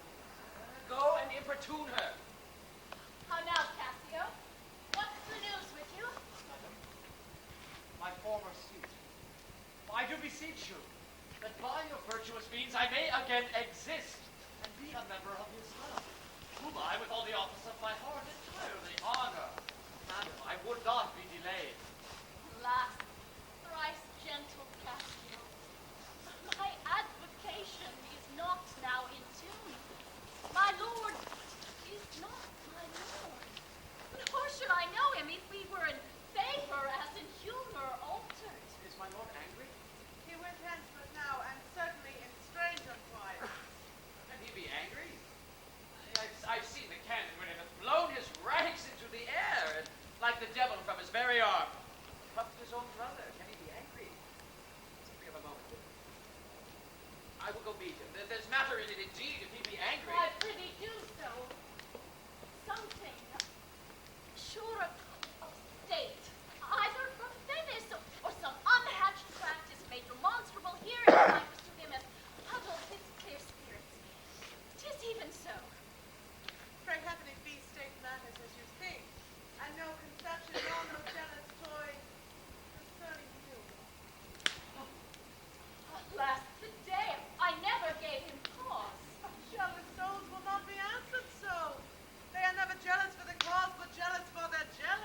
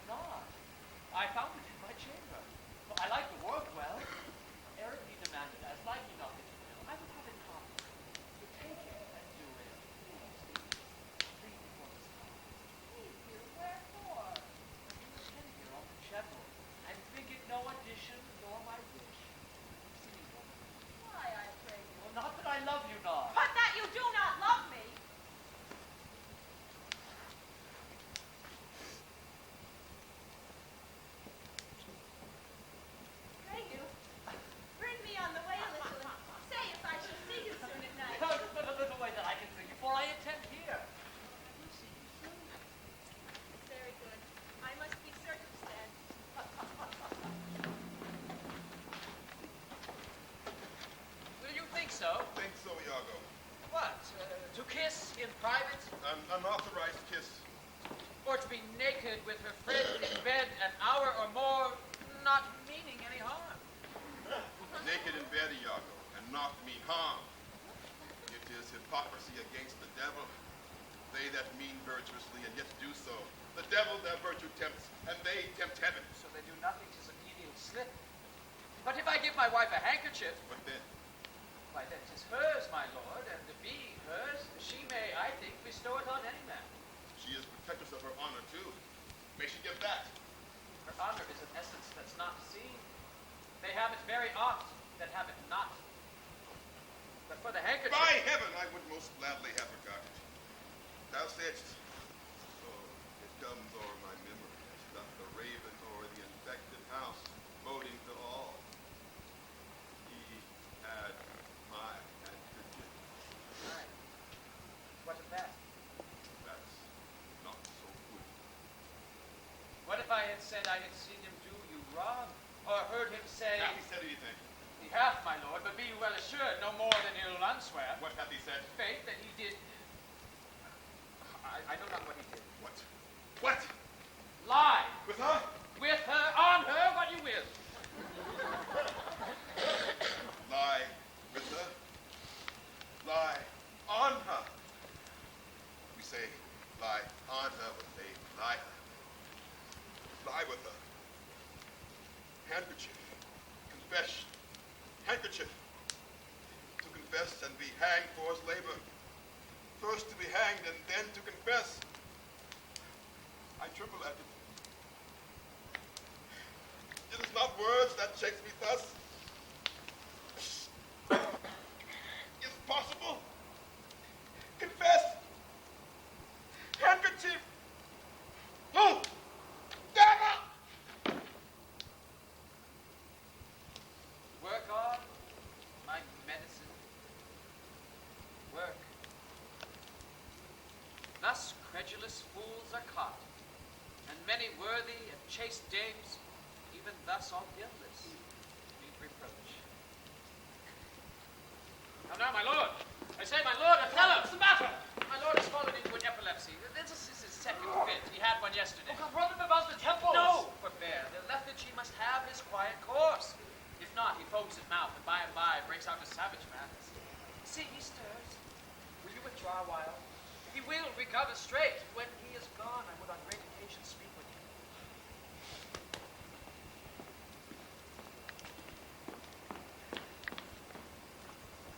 How is it with you, General? Have you not hurt your head? Dost thou mock me? I mock you? No. Heaven forfend. Would you repair your fortunes like a man? A horned man's a monster and a beast. Well, there's many a beast, then, in a populous city, and many a civil monster. Did he confess it? Then, sir, be a man. There's millions now alive that nightly lie in those improper beds. They dare swear peculiar. Your case is better. Oh, 'tis a spite of hell to lip a wanton in a secure couch and to suppose her chaste. Oh, let me know, and knowing what I am, I know what shall be. Oh, thou art wise, 'tis certain. Stand you a while apart. Confine yourself but in a patient list. Whilst you were here, overwhelmed with your grief, passion most unsuiting such a man, Cassio came hither. I shifted him away and laid good excuse upon your ecstasy, bade him a non-return, and here speak with me the which he promised. Do but encave yourself, and mark the fleers, the gibes, and notable scorns that dwell in every region of his face. For I will make him tell the tale anew. Where, how oft, how long ago, and when he hath and is again to cope your wife. I say, but mark his gestures.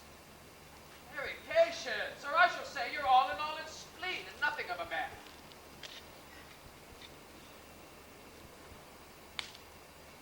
Dost thou hear, young? I shall be found most cunning in my patience. But dost thou hear? Most lacking. That's not this. But yet keep time in awe. Will you draw?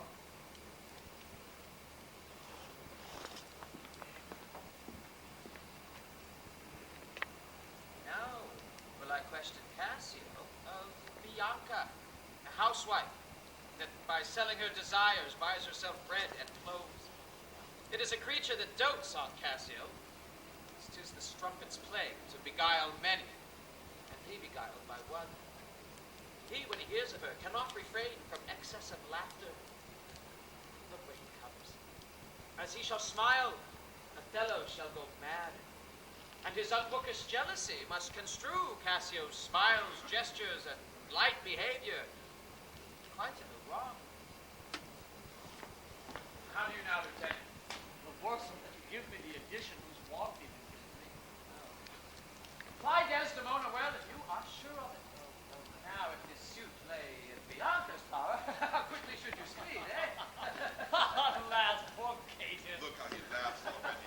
I never knew a woman love man so. Alas, poor rogue. I think a face she loves me. Now he denies it painfully and laughs it out. You hear, Lieutenant? What? Now he importunes him to tell it to her. Go to. Well said. Well. Well said. She gives it out that you shall marry her. Do you intend it? Do you triumph, Roman? Do you triumph? What? I marry her? What, a customer? Oh, prithee, bear some charity to my wit. Do not think it so unwholesome. So. They laugh that win. Faith, the cry goes that you will marry. Oh, prithee, say true. I am a very villain now. Have you scored me? Well, now this is the monkey's own giving now. Aye, she's persuaded I will marry her out of her own love and flattery, not out of my promise. Iago beckons me. Now he begins the story. You know, she follows me in every place. But she haunts me everywhere. I was the other day talking on the sea bank with certain Venetians. There comes the ball, and by this hand falls me thus about my neck. Crying, oh dear Cassio. His gesture imports it. Oh, she so hangs and lolls and weeps upon me, constant hails and pulls me. Now he tells how she put it through my chamber. God. Oh, I see that Well, nose of then. yours. Not that dog, I shall throw it to. Well, I must leave her company. Oh, and before me, look where she comes. Another fit you, man. I marry a perfumed one. Bianca, what do you mean by this haunting of me? What the devil in his damn haunt you? What did you mean by that same handkerchief you gave me even now? It's a fine fool to take it. I must take out the work? Oh, a likely piece of work. But you should find it in your chamber and know not who left it there. This is some minx's token. And I must take out the work? Bianca. There! Give it your hobby horse. Wheresoe'er you had it, I'll take out no work on. No, By heaven, that be my handkerchief. You'll come to supper tonight, you may. If you will not, come when you are next prepared for. Oh, after her, after her. Wait, I must. She'll rail in the street else. Oh, will you sup there? Hey, man, I intend to. But I may chance to see you, for I would very fain speak with Come you. on, pretty, come along, will you? Go to say no. Ah, Bianca! Oh, Bianca! How shall I murder him, Iago? You see how he laughed at his advice? Oh, Iago. And did you see the handkerchief? Was that mine? Yours by this hand. And to see how he prizes the foolish woman, your wife. She gave it him. He had given it his whore. I would have him 9 years a killing. A fine woman. A fair woman. A sweet woman. You must forget that. Aye! Let her rot and perish and be damned tonight, for she shall not live. No, my heart is turned to stone. I strike it, and it hurts my hand. Oh, the world hath not a sweeter creature.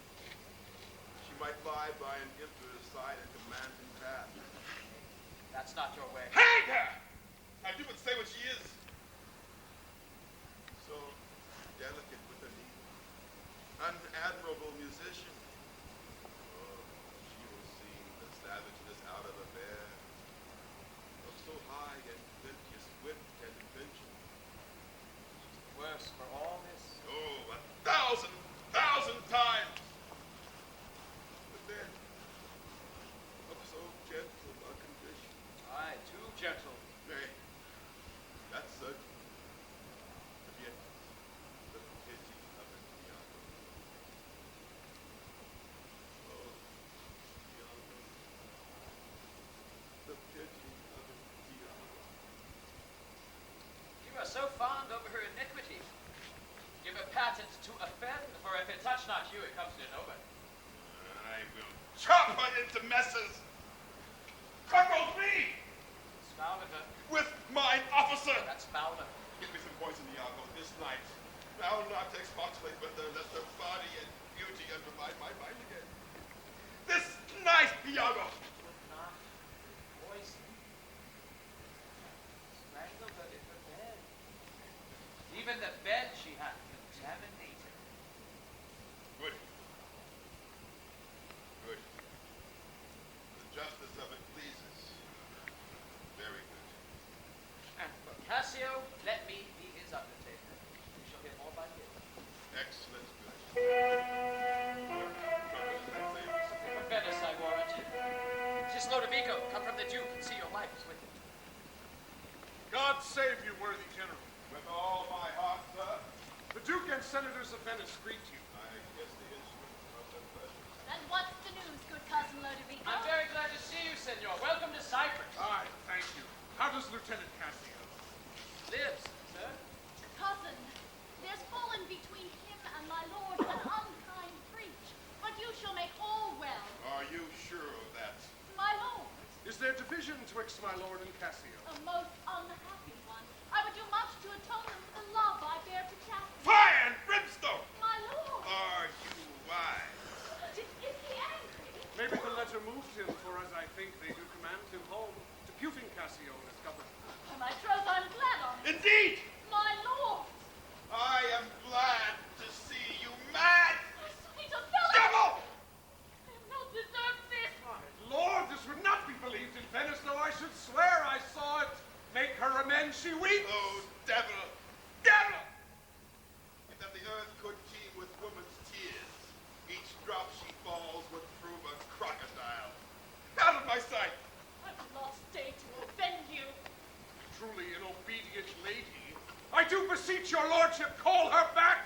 Mistress! My lord,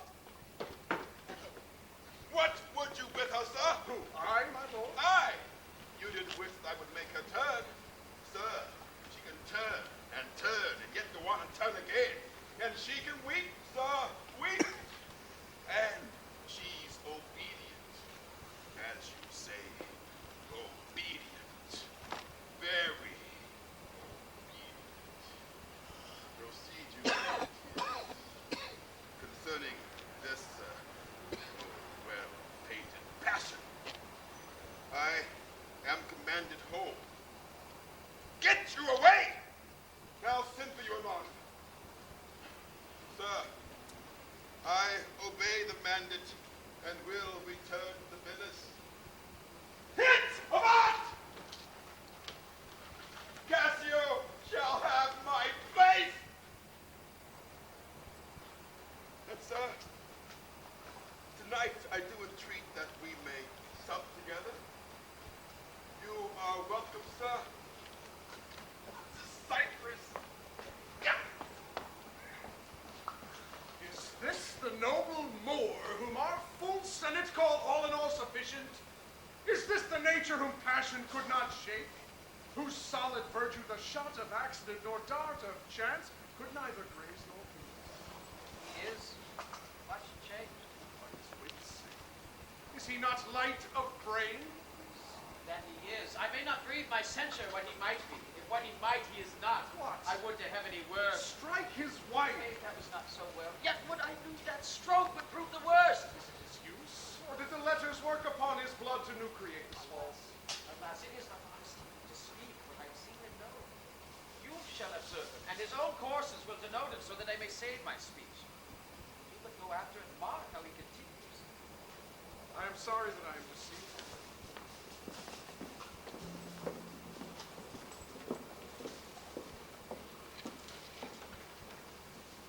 You have seen nothing then. Nor ever heard, nor ever did suspect. Yes! You have seen Cassio and she together. But then I saw no harm. And I heard each syllable that breath made up between them. What? Did they never whisper? Never, my lord. Nor send you out of the way? Never. To fetch her fan, her gloves, her mask, nor nothing? Never, my lord. That's strange.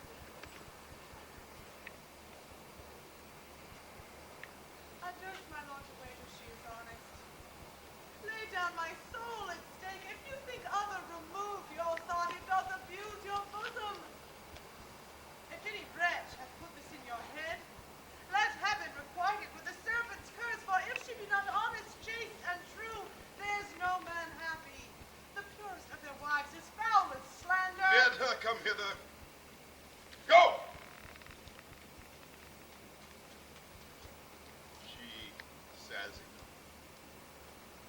she's a simple bard that cannot say as much.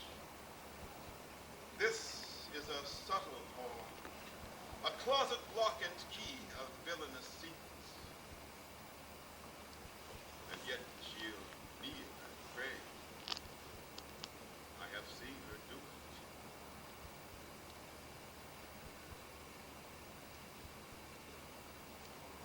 My lord, what is your will? Pray, John, come hither. What is your pleasure?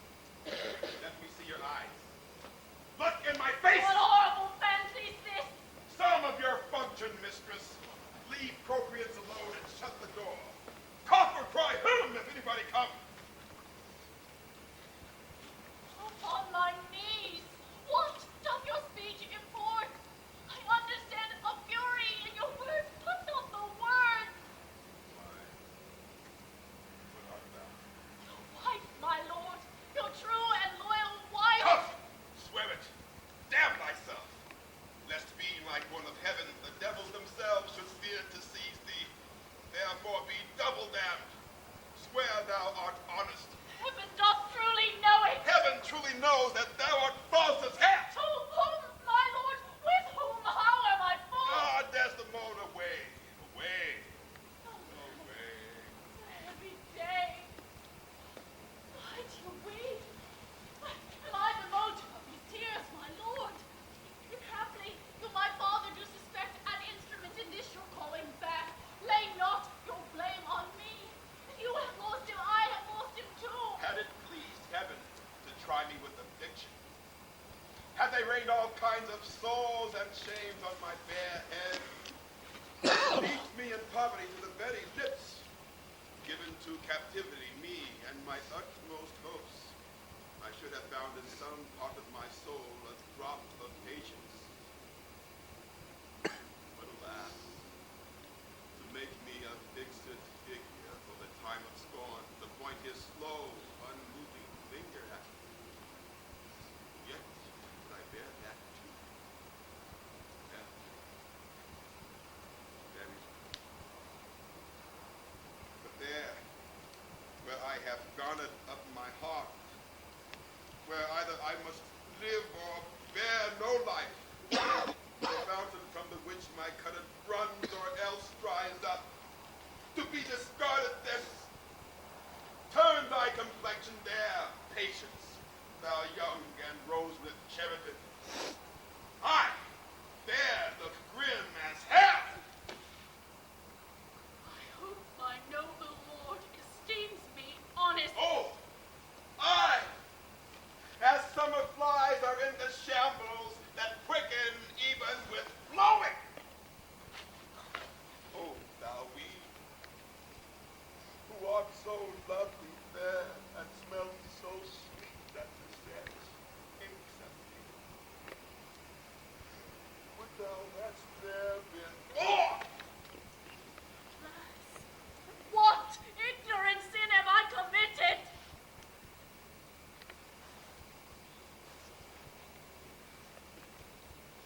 This fair lady, this most goodly book, made to write whore upon what committed. Oh, thou public commoner, I should make very forges of my cheeks that would to cinders burn up modesty did I but speak thy deeds. What committed? Heaven stops the nose at it, and the moon winks. The body wind that kisses all it meets is hushed within the hollow mine of earth and will not hear it. What committed? Impudent strummer! Oh, by heaven! You do me wrong! Are not you a strummer? No! As I am a Christian, if to preserve this vessel for my lord from any other foul, unlawful touch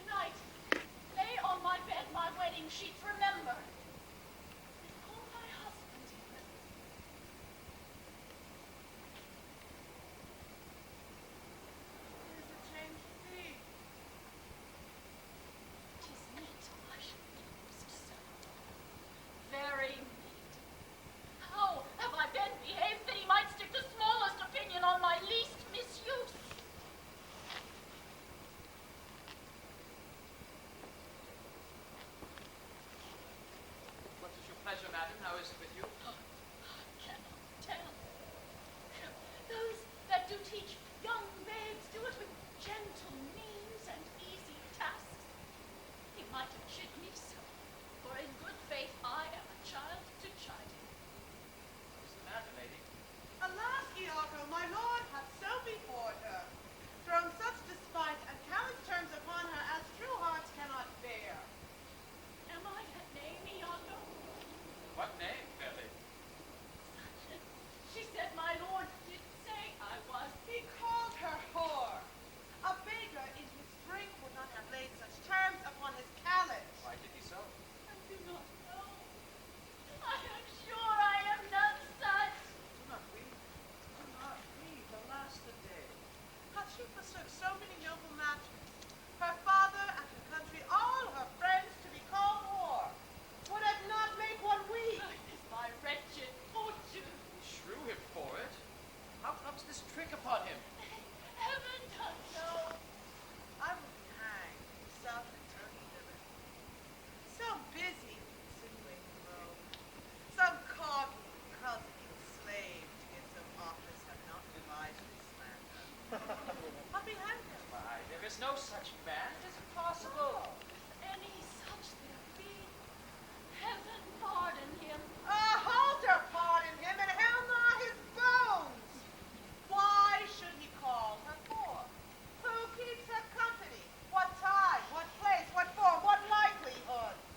The more is abused by some most villainous knave, some beast notorious knave, some scurvy villain. Oh, having that such companions that are bold and put in every honest hand a whip to lash the rascals naked through the world, even from the east to the west. Speak within door. Oh, fie upon. Some such squire he was that turned your wit the seamy side and made you to suspect me with the more. You are a fool. Go to. Good Iago. What shall I do to him, my lord, again? Oh, good friend, go to him. By his heavenly light, I know not how I lost him. Here, kneel. If e'er my will did trespass against his love, either in discourse of thought or actual deed, then mine eyes, mine ears, or any sense delighted them in any other form, that I do not yet, nor ever did, nor ever will, though he do shake me off to beggarly divorcement, love him dearly, the comfort forswear me. His unkindness may too much. His unkindness may defeat my life, but never take my love. Can you be content? 'Tis but his humor. The business of the state does him some offense, and he does chide with you. If 'twere no other reason. So I warned you.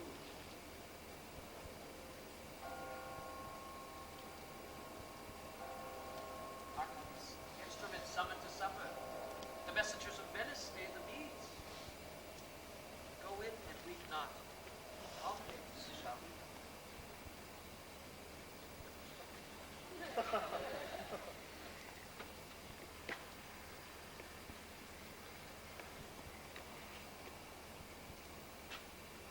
Now, Rodrigo, I do not find that thou dealst justly with me. what to the contrary? Every day thou dabst me with some device, Iago, and rather, as it seems to me now, keeps from me all conveniency, and suppliest me with the least advantage of hope. I will indeed no longer endure it, nor am I yet persuaded to put up in peace what already I have foolishly suffered. Hear me, Rodrigo. Faith, I have heard too much. For your words and performances are no kin together. Charge me most unjustly. But not for truth.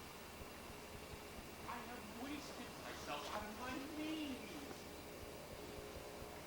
The jewels you have had from me to deliver to Desdemona would half have corrupted a motorist. You have told me she hath received them, and returned me expectations and comforts of sudden respect and acquaintance. But I find none. Go to. Very well. Very well. Go to. I cannot go to, man, or 'tis not very well. Nay, I think it is scurvy, and begin to find myself caught in it. Very well. I tell thee 'tis not very well.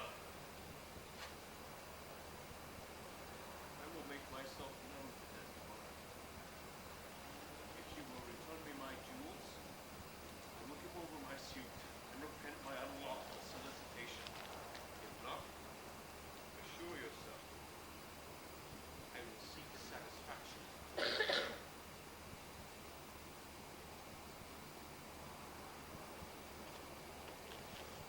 Why now, I see.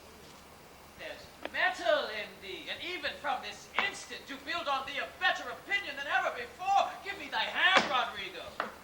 Thou hast taken against me a most just exception, yet I protest I have dealt most directly in thy affair. It hath not appeared. I grant indeed it hath not appeared, and your suspicion is not without weight in judgment. But Rodrigo, if thou hast that in thee indeed, which I have greater reason to suspect now than ever, I mean purpose, courage, and valor, this night show it. If thou the next night following enjoy not Desdemona, take me from this world with treachery, devise engines for my life. Well, what is it? Is it within reason and prospect? Sir, there is a special commission come from Venice deputing Cassio in Othello's place. Is that true? And Othello and Desdemona return again to Venice? No, he goes to Mauritania and takes away with him the fair Desdemona, unless his abode be lingered here by some accident, wherein none can be so determinate as the removing of Cassio. Why, by making him incapable of Othello's plays. Knocking out his brains. That you would have me to do. Why, if you would do yourself a profit and a right. He sups tonight with the harlot. Hither will I go to. He knows not yet of his honorable fortune. You will watch his going thence, which I will fashion to fall out between 12 and 1. You may take him at your pleasure. I'll be near to second the attempt, and he shall fall between us. Come, stand not amazed at it, but go along with me. I shall show you such necessity in his death that you shall think yourself bound to put it on him. It's now my supper time. The night grows to waste. About it. I will hear further reason. Yes. And you will be satisfied.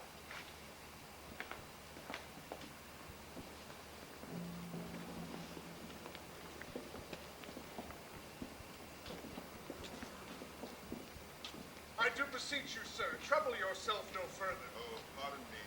Will do me good tomorrow. Madam, good night. I humbly thank your ladyship. Your honor is most Will you walk, sir? Oh, there's no. my lord. Get you to bed on the instant.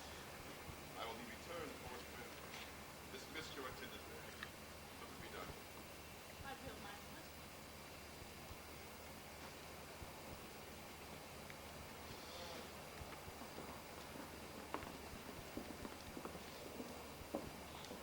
How goes it now? He looks gentler than he did. He says he will return forthwith. He commanded me to go to bed and bade me to dismiss. Dismiss It was me? his bidding. Therefore,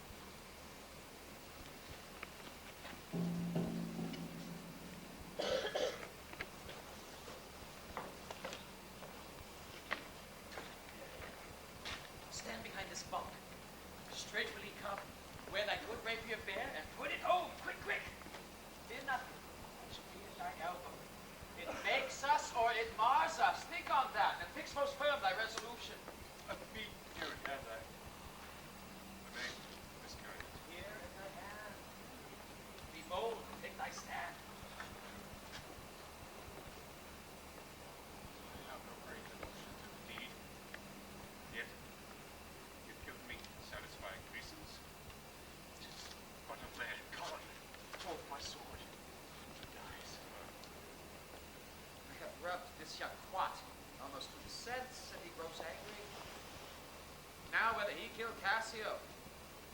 Cassio here. For each to kill the other. Every way makes my game.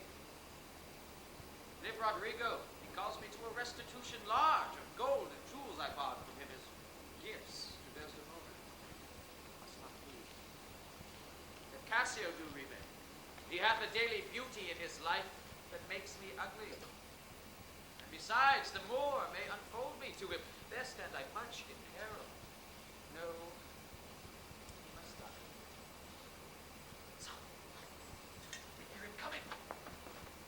This gate. It is he.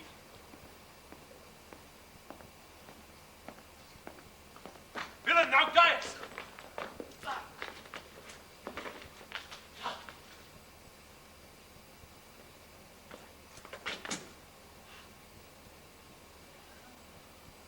That thrust had been mine enemy indeed. But that my coat is better than thou thinkst. I will make proof of thine.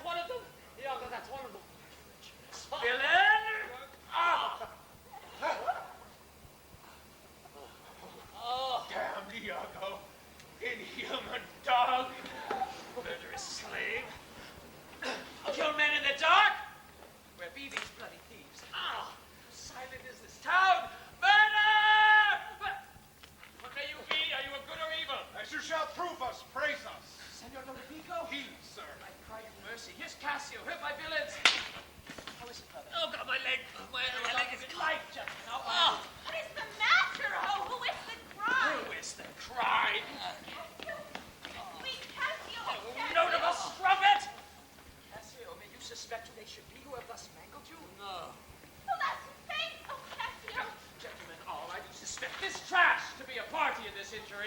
Oh, Listen, Cassio. oh God. Give me a light. Have patience. Know we this face or no? Alas, my friend and my dear countryman, Rodrigo! No! Sure, Rodrigo. What, of Venice? Sir. Some kind gentlemen, bear him carefully from hence. I'll fetch the general surgeon. For you, mistress, save me your labor. He that lies slain here, Cassio, was my dear friend. What malice was between you? None in the world. Or do I know this man? Ah! Look you pale. Stay, you good gentleman. Look you pale, mistress. Do you perceive the ghastness of her eye? Nay, if you stare, we shall hear more anon. Behold her well, I pray you. Look upon her. Do you see? Nay, guiltiness will speak, though tongues were out of use. What's the matter? What's the matter, husband? Cassio, if we have been set on in the dark by Rodrigo and fellows that are escaped. He's almost slain, and Rodrigo quite. Alas, good gentlemen. Alas, good Cassio. This is the fruit of whoring.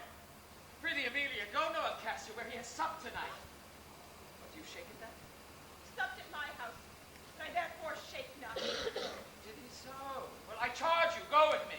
Oh, I upon these strumpets. I am no strumpet, but a polite and honest abuse that doth abuse me. Oh, is I?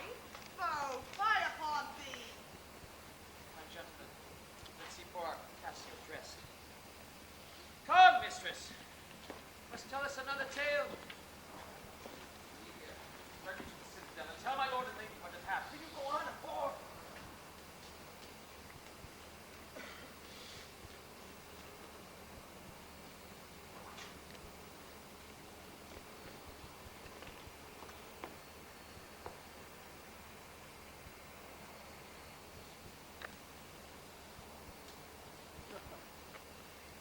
This is the night.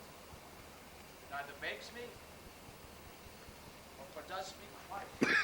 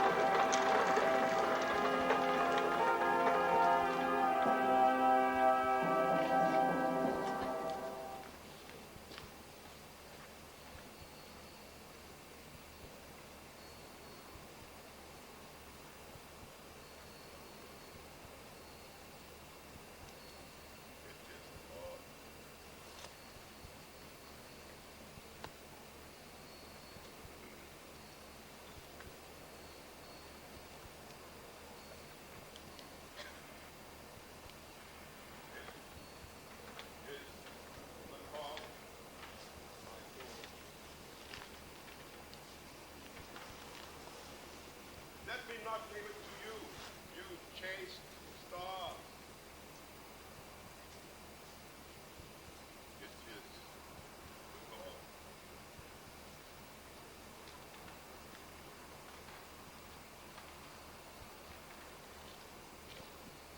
Yet I'll not shed the blood, nor scar that whiter skin of hers, and smooth as monumental alabaster. Yet he must die, else she'll betray.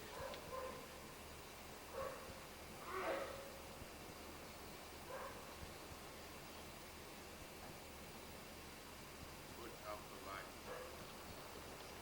There. Put out. If I quench thee, thou flaming minister, I can again thy former life restore, should I repent.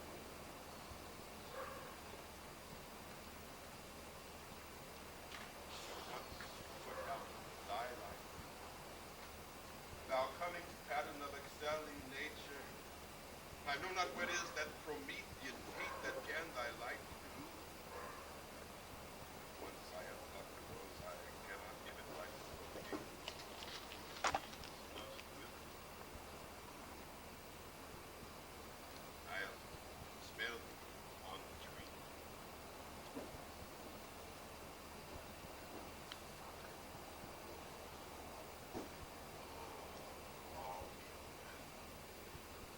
just almost to persuade justice to break her sword.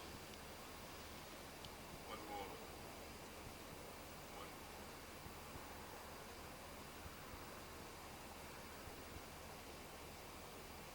Be thus when thou art dead, and I will kill thee, and love thee after.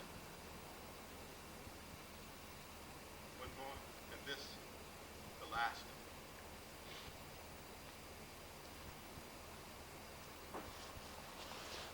So sweet was theirs, O fate. I must weep, but they are cruel jeers. This sorrow's heavenly, it strikes where it doth not. She wakes. Who's there? Othello, I have spoken. will you come to bed? Have you prayed tonight, Desdemona? Aye, my lord. If you bethink yourself of any crime, unreconciled as yet to heaven and grace, solicit for it straight. What may you mean by that, my lord? Well, do it, and be free. I will walk by. I would not kill thy husband. No, heaven forfend, I would not kill thy soul. Oh, pure killing. I do. And heaven have mercy on me. Amen, with all my heart. If you say so, I hope you will not kill me. Yet I fear, for you are fatal then when your eyes roll so. Why I should fear, I know not, since guiltiness I know not. But yet I feel, I fear. Think on thy sin. They are loves I bear to you. Aye, and for that thou diest. That death's unnatural that kills for loving. Alas, why not so you never live? Bloody passion shakes your very frame. These are portents, and yet I hope they do not point on me. Peace, and be still. I feel so. What's the matter? That handkerchief which I so loved and gave thee, thou gavest to Cassio. No! By my life and soul, send for the man and ask him. Sweet soul, take heed. Take heed of perjury. Thou art on thy deathbed. I would not die. Yes, presently. Therefore confess thee freely of thy sin. For to deny each article with oath cannot remove nor choke the strong conception that I do groan withal. Thou art to die. The Lord have mercy on me. I say amen. And have you mercy too. I never did offend you in my life. Never loved Cassio with such general warranty of heaven as I might love. I never gave him token. By heaven, I saw my handkerchief in his hand. Oh, perjured woman! Thou dost stone my heart and makes me call what I intend to do a murder, which I thought a sacrifice. I saw the handkerchief. He found it then. I never gave it him. Send for him hither. Let him confess a truth. He hath confessed What, my lord? that he hath used thee. How? Unlawfully? I. Will not say so. No! His mouth is stopped! Honest Iago hath ta'en order for it. Fear interprets. What is he dead? Had all his hairs been lives, my great revenge had stomach for them all. Alas, then he is betrayed and I undone. Out, strumpet! Weeps thou for him to my Avenge face! me, my lord, but kill me not. Down, strumpet! No, kill me tomorrow. Let me live tonight. Nay, if you strive, But a half an hour. be there, there is no harm. No, but while I say one prayer. It is too late!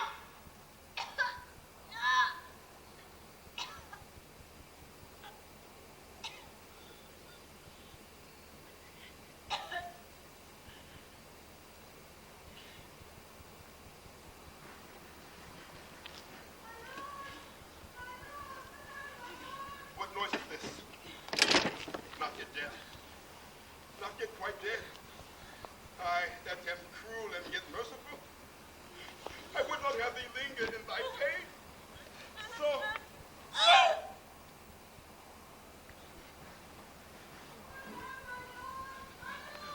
Yes! 'Tis Amelia. By and by. She's dead. 'Tis like she comes to speak of Cassio's death. The noise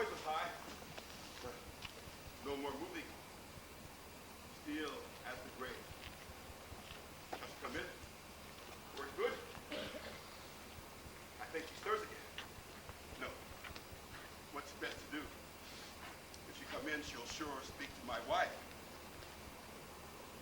My wife. My wife. What wife? I have no wife. Oh, henceforth. Oh, heavy hour. Methinks it should now be a huge eclipse of sun and moon, and that the affrighted globe should yawn at alteration. I have forgot thee. Soft. By and by. Let me the curtains draw. What's the matter with thee now? Yonder foul murder's done. What? Now? Cassio, my lord, has killed a young Venetian called Rodrigo. Rodrigo killed. Ah. And Cassio killed. No, Cassio was not killed. Not Cassio killed. His murder's attitude. Sweet revenge grows harsh. Ghostly murder. Oh, Lord, what noise is that? That. What? Out to the left, that was my lady's voice. Oh, help! Help! Oh, sweet mistress, please. A guiltless death I die. Who has done this deed? Nobody. I myself. Farewell. Commend me to my kind lord.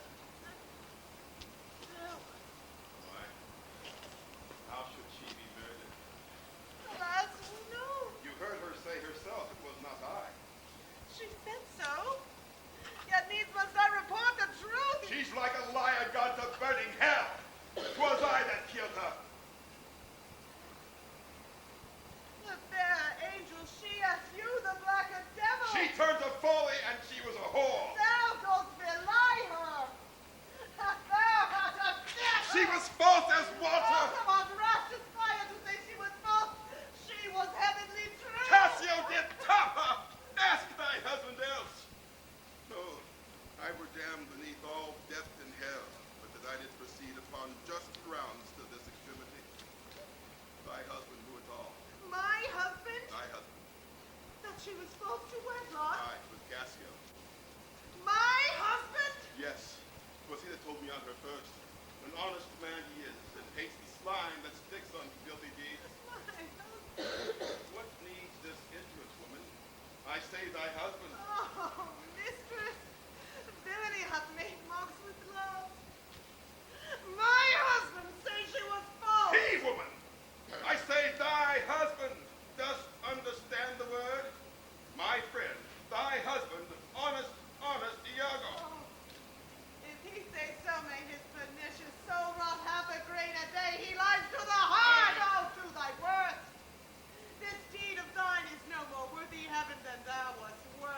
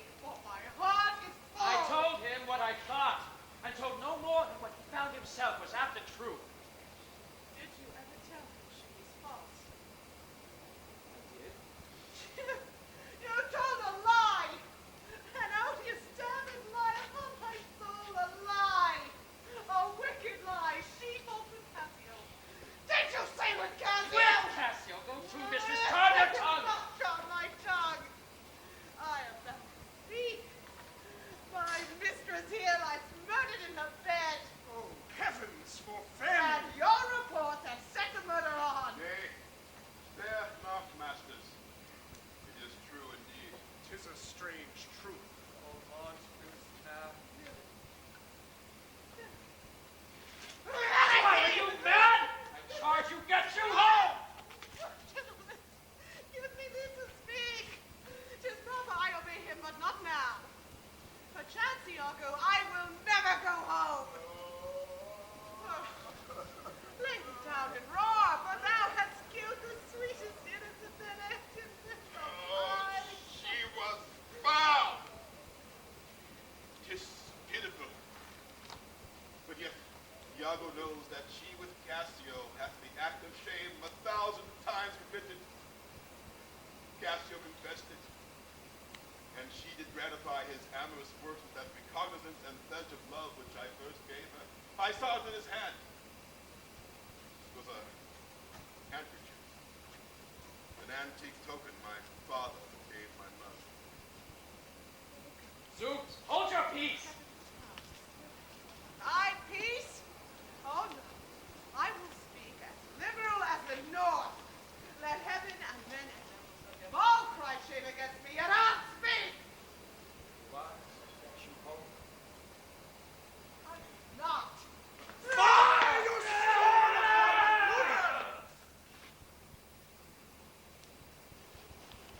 Oh, now, don't more. I found my fortune, and I should give my husband. For often with a solemn earnestness, nor that his deed belonged to such a trifle, he beggeth me to steal it. Villainous whore! She give it Cassio? No, alas. And I did give it my husband. Filth! Thou liest! I do not. I do not, gentlemen. But what should such a fool do with so good a wife? Are there no stones in heaven but what serve for the thunder? Precious fellows!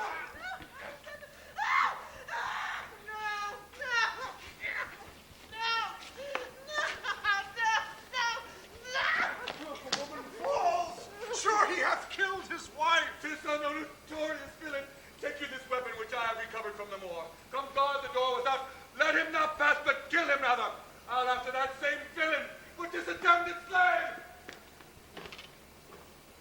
I am not valiant neither, but every puny whipster gets my sword. Why should honor outlive honesty? Let it go all. I have another weapon in this chamber. It was a sword of spade, the ice-brook's timber. Ah, here it is. Uncle, I must come forth. If thou art tempted, it will cost thee dear. Thou hast no weapon, and perforce must suffer. Look in upon me then, and speak with me. For naked as I am, I will assault thee. What is the matter? Behold, I have a weapon. The better never did itself sustain upon a soldier's thigh. I have seen the day that with this noble sword and this good arm, I have made my way through more impediments than 20 times your stuff. But, oh, vain boast. Who can control his fate? Not so now. Be not afraid, though you do see me weapon. This is my journey's end. Go back to Spain. 'Tis a long here. Where should Othello go?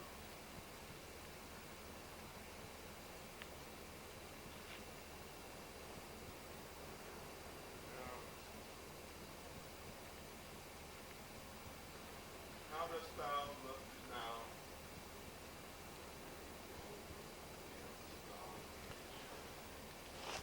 Pale as thy smile. When we shall meet at Compt, this look of thine will hurl my soul from heaven. And fiends will snatch it.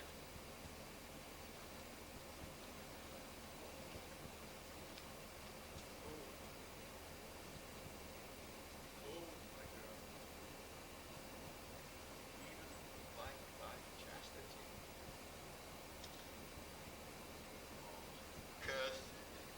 Cursed slave!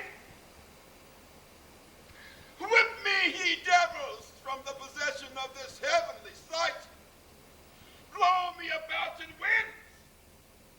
Roast me in sulfur. Wash me in steep down gulls of liquid fire.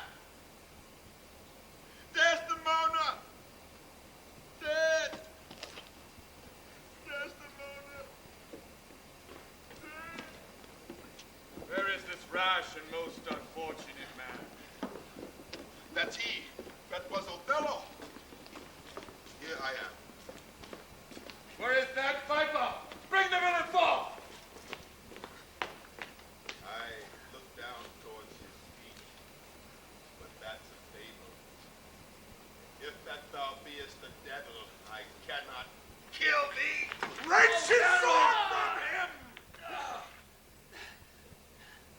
I bleed, sir, but not killed. I am not sorry neither. I'd have thee live! For in my sense, 'tis happiness to die. Oh, thou Othello, that wast once so good, fallen in the practice of a damned slave. What shall be sent to thee? Anything. An honorable murderer, if you will. For not that I had hate, but all in honor. This wretch hath part confessed his villainy. Did you and he consent in the death of Cassio? I never gave you cause. I do believe it.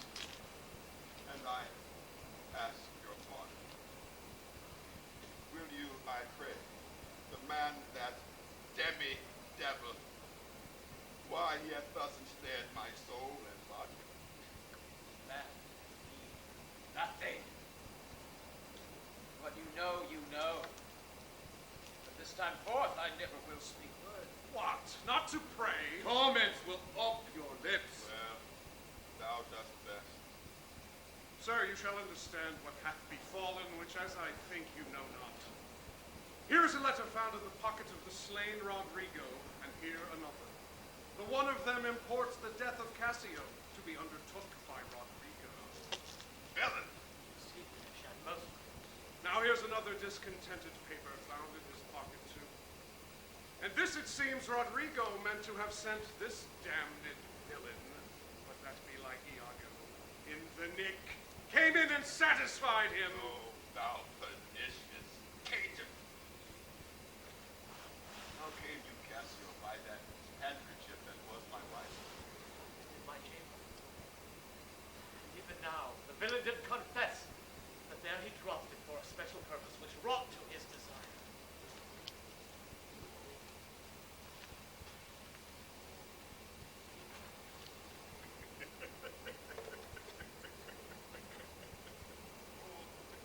You must forsake this room and go with us.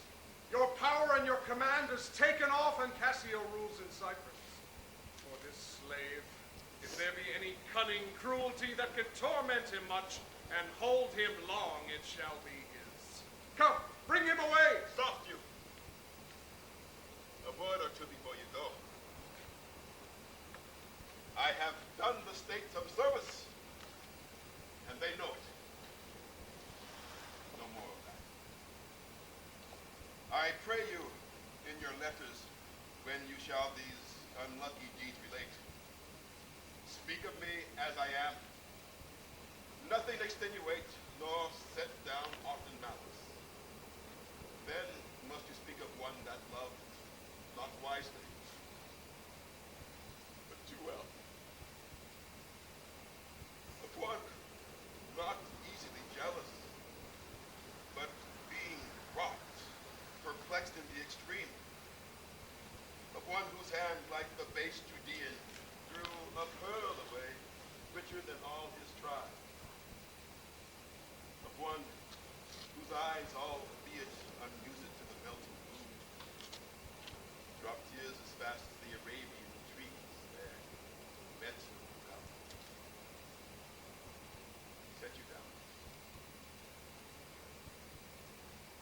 And say besides that in Aleppo once, where a malignant and a turbaned Turk beat a Venetian and traduced the state, I took by the throat the